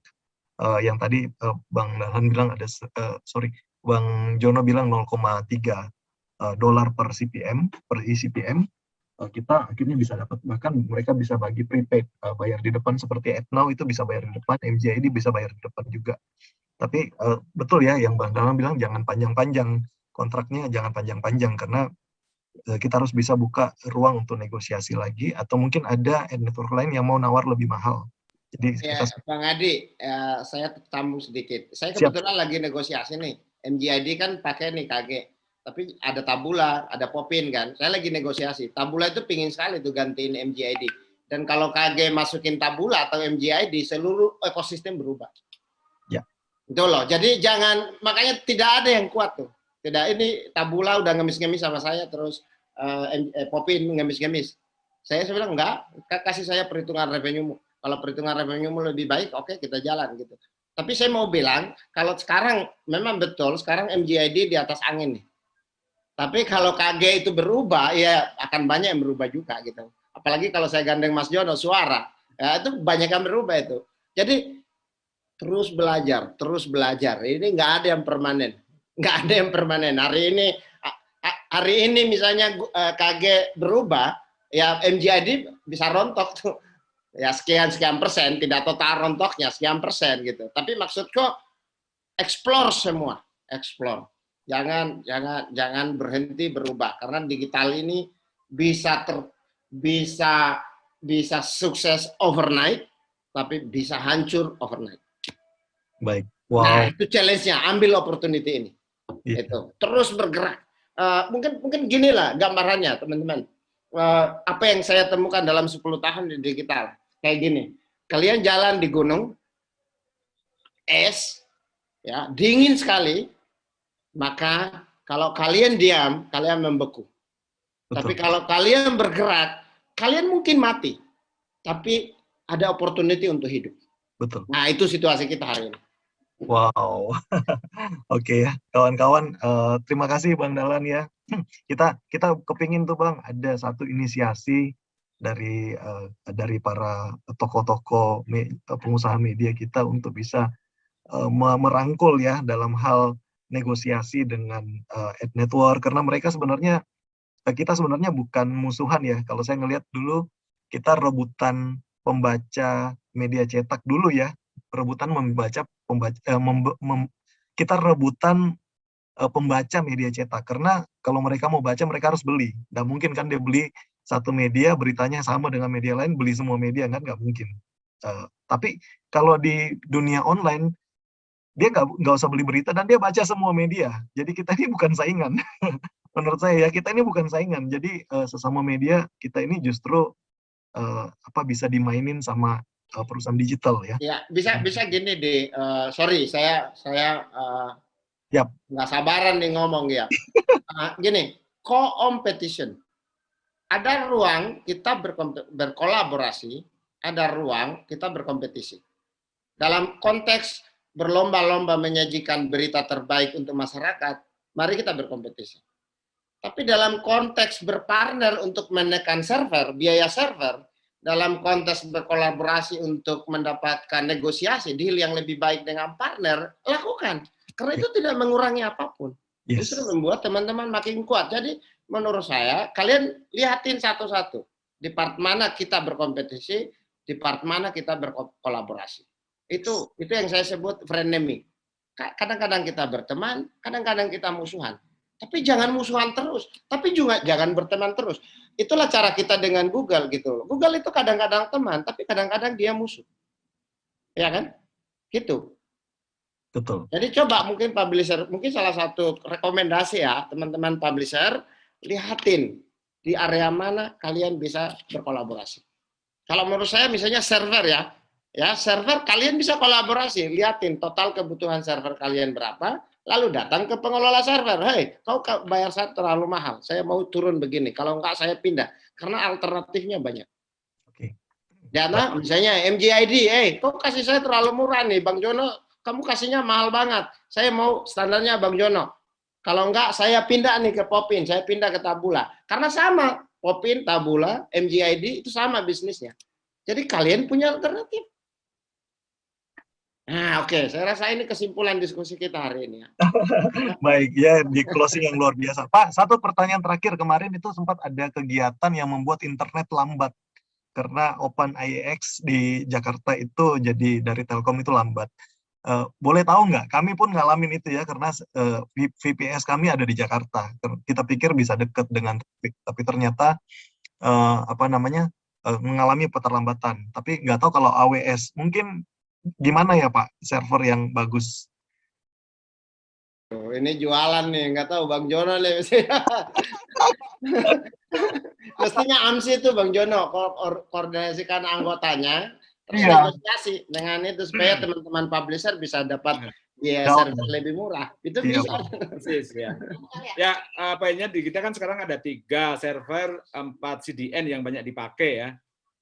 Harganya juga sebenarnya terbuka kok, itu antara punyanya AWS, punyanya Alibaba, punyanya Google, atau kita pakai DO di Singapura. Tapi kasus Telkom kemarin, kayak kami tidak banyak masalah karena semua server sudah ya terus terang saya pakai AWS ya. Di AWS, jadi di OpenX juga nggak ada isu. Di Jakarta kita nembaknya langsung ke cloud di AWS-nya. Itu yang kemarin yang bermasalah emang yang di OpenX Jakarta, di ADX, di ini ya, itu semua kena imbas ya. Pertama server fisik. Nah, tapi kalau soal server fisik ini agak ya plus minusnya. Tapi untuk teman-teman di berbagai daerah, media ini ya itu bisa jadi pertimbangan ya untuk masuk ke cloud, ke CDN yang recommended, karena CDN juga sekarang sudah ada yang flat ya, punya Alibaba $20 tuh udah flat, udah kita nggak usah pusing-pusing ya ininya. Itu juga ada cukup, nggak ngikutin ini juga ya, traffic juga enggak ya. Jadi banyak pilihan sebetulnya, teman-teman tinggal pilih mau pakai CloudFront, Cloudflare, mau pakai CDN. Ini saya ngomong jangan-jangan pada nggak tahu ya juga soal CloudFront apa.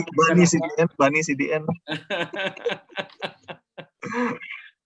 Bisa panjang nih jelasin kayak gini. Ya mungkin begini Bang, yang tahu mungkin kalau memang itu ya nanti mungkin saya juga bisa bantu kalau dibutuhkan untuk bisa susun teknisnya, untuk bisa bantu teman-teman media daerah.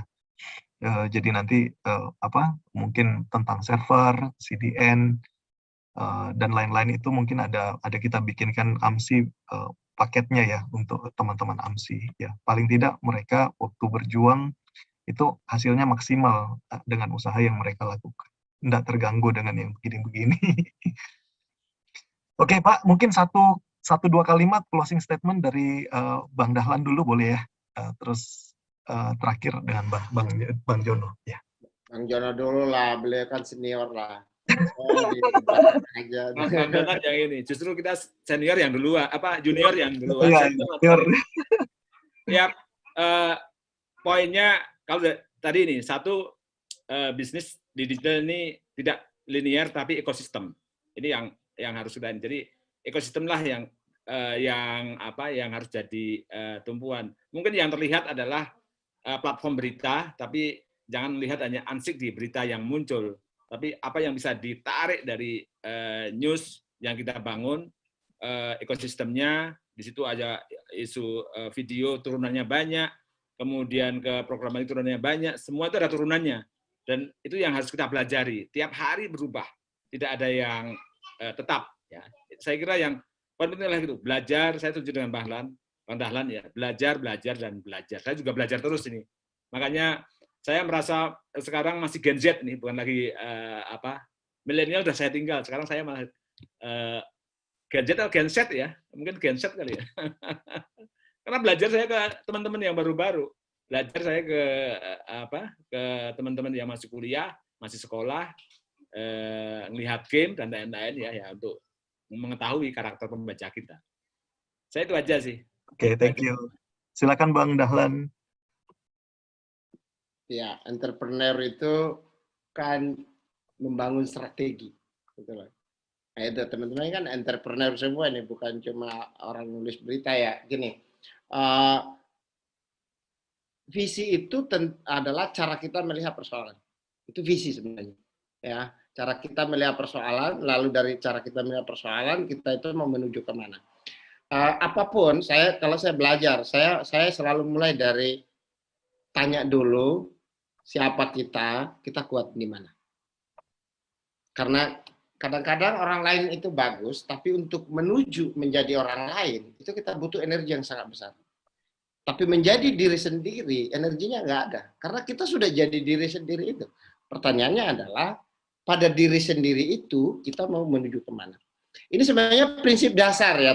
Ini soal tentang kehidupan, tapi sebenarnya ini buat saya juga soal bisnis gitu ya. Ketika Tribun memulai transformasi digitalnya, saya mulai dari pertanyaan, Tribun punya apa? Dan itu membantu saya untuk menjelaskan bahwa Tribun bukan Kompas. Sangat simpel. Makanya saya bilang kalau Tribun mau jadi nomor 1, maka Tribun harus tumbuh dengan cara dia sendiri, bukan cara Kompas. Nah itu, kenali diri kalian, kalian punya apa, ya, lalu kalian akan berkembang ke arah mana dari apa yang kalian punya. Jangan orang YouTuber sukses lalu kalian jadi YouTuber. Jangan influencer sukses di Instagram, kalian jadi orang di Instagram. Enggak, kalau saya siapa kalian, dan ingat ya, kita jadi wartawan ini, kita melewati satu seleksi. Apa itu? Satu seleksinya. Yaitu kita memilih wilayah publik, bukan wilayah private. Ketika kita memilih wilayah publik, kita memilih untuk tidur siang kita diganggu untuk urusan publik.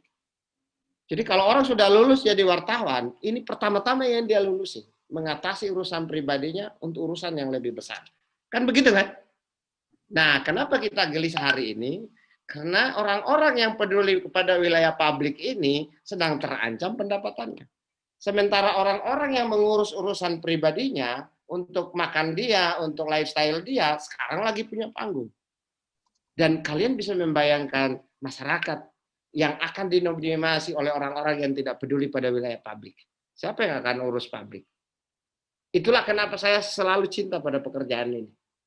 Karena inilah pekerjaan yang bisa memastikan bahwa ada tetap orang yang memikirkan wilayah publik, bukan cuma wilayah pribadi. Thank you, Pak. Thank you. Wow, closing statement yang super.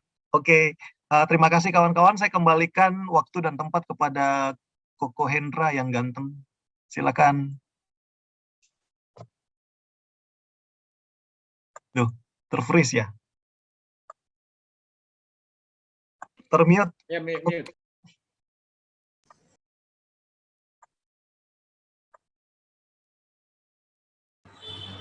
Oke, ya.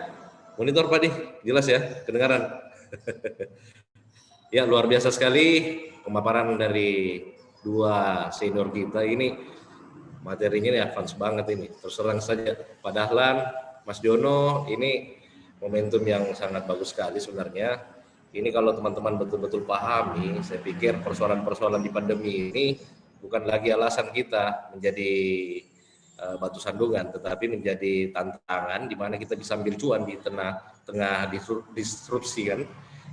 Disrupsian ini kan sekarang ini ya kita lihat sendiri bahwa seperti yang disampaikan Mas Jono tadi, setiap hari, mungkin setiap minggu ini ada perubahan-perubahan yang dilakukan oleh platform-platform raksasa. Sementara memang bisnis digital seperti ini, apalagi kita publisher lokal ini ya sangat bergantung dengan ekosistem mereka.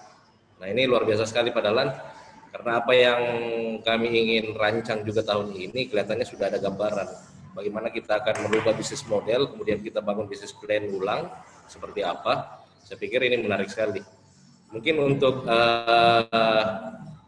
penutup saya kembalikan ke rundown acara. Mungkin Pak Fritz di sini ada.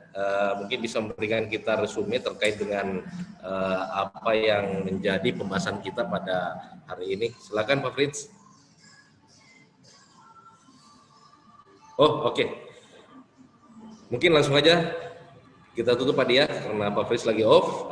Mungkin teman-teman yang lain mohon izin jika ada pertanyaan-pertanyaan yang belum terjawab hari ini, mungkin kita akan masuk ke sesi selanjutnya. Karena yang jelas pembahasan-pembahasan tentang bagaimana mempertahankan eksistensi media di tengah masa pandemi, utamanya di era disruption ini, seperti yang disampaikan Mas Jono tadi, bukan cuma millennials lagi yang kita sasar saat ini, tapi Gen Zers, generasi Z ini luar biasa. Mereka cukup mengambil porsi yang besar. Nah, kita berharap agar bisnis media kita di tempat masing-masing ini mungkin bisa mengikuti ritme yang ada. Ekosistem digital ini perlu kita pahami sama-sama, perlu kita belajar keras, dan kita berharap challenge yang ada nantinya ini bisa menjadi peluang yang lebih besar lagi ke depan.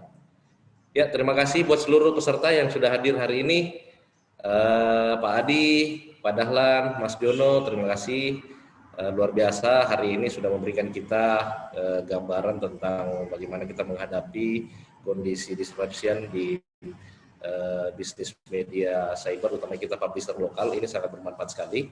Mohon maaf jika ada hal yang mungkin kurang berkenan atau ada kesalahan dalam kegiatan ini, next event atau next fokus club discussion mungkin kita akan ketemu lagi di lain tempat. Terima kasih buat seluruh rekan-rekan AMSI yang ada di berbagai wilayah, dari Ambon, dari Kalimantan Timur, dari daerah-daerah lain, mungkin Sulbar juga ada yang bergabung, dan teman-teman di Radar Selatan ini ada Kak Una dan beberapa senior-senior lain. Saya lihat juga ada Ketua Aji Makassar juga, Pak Nurdin. Oh iya, Pak Nurdin juga hadir tadi sempat. Ini terima kasih banyak. Demikian sesi kita pada hari ini. Wabillahi taufiq wal hidayah. Wassalamualaikum warahmatullahi wabarakatuh. Sorry, gimana, Pak Dik? kawan-kawan, ada polling yang kita mau isi, bisa minta tolong ya diisi Ya. di line.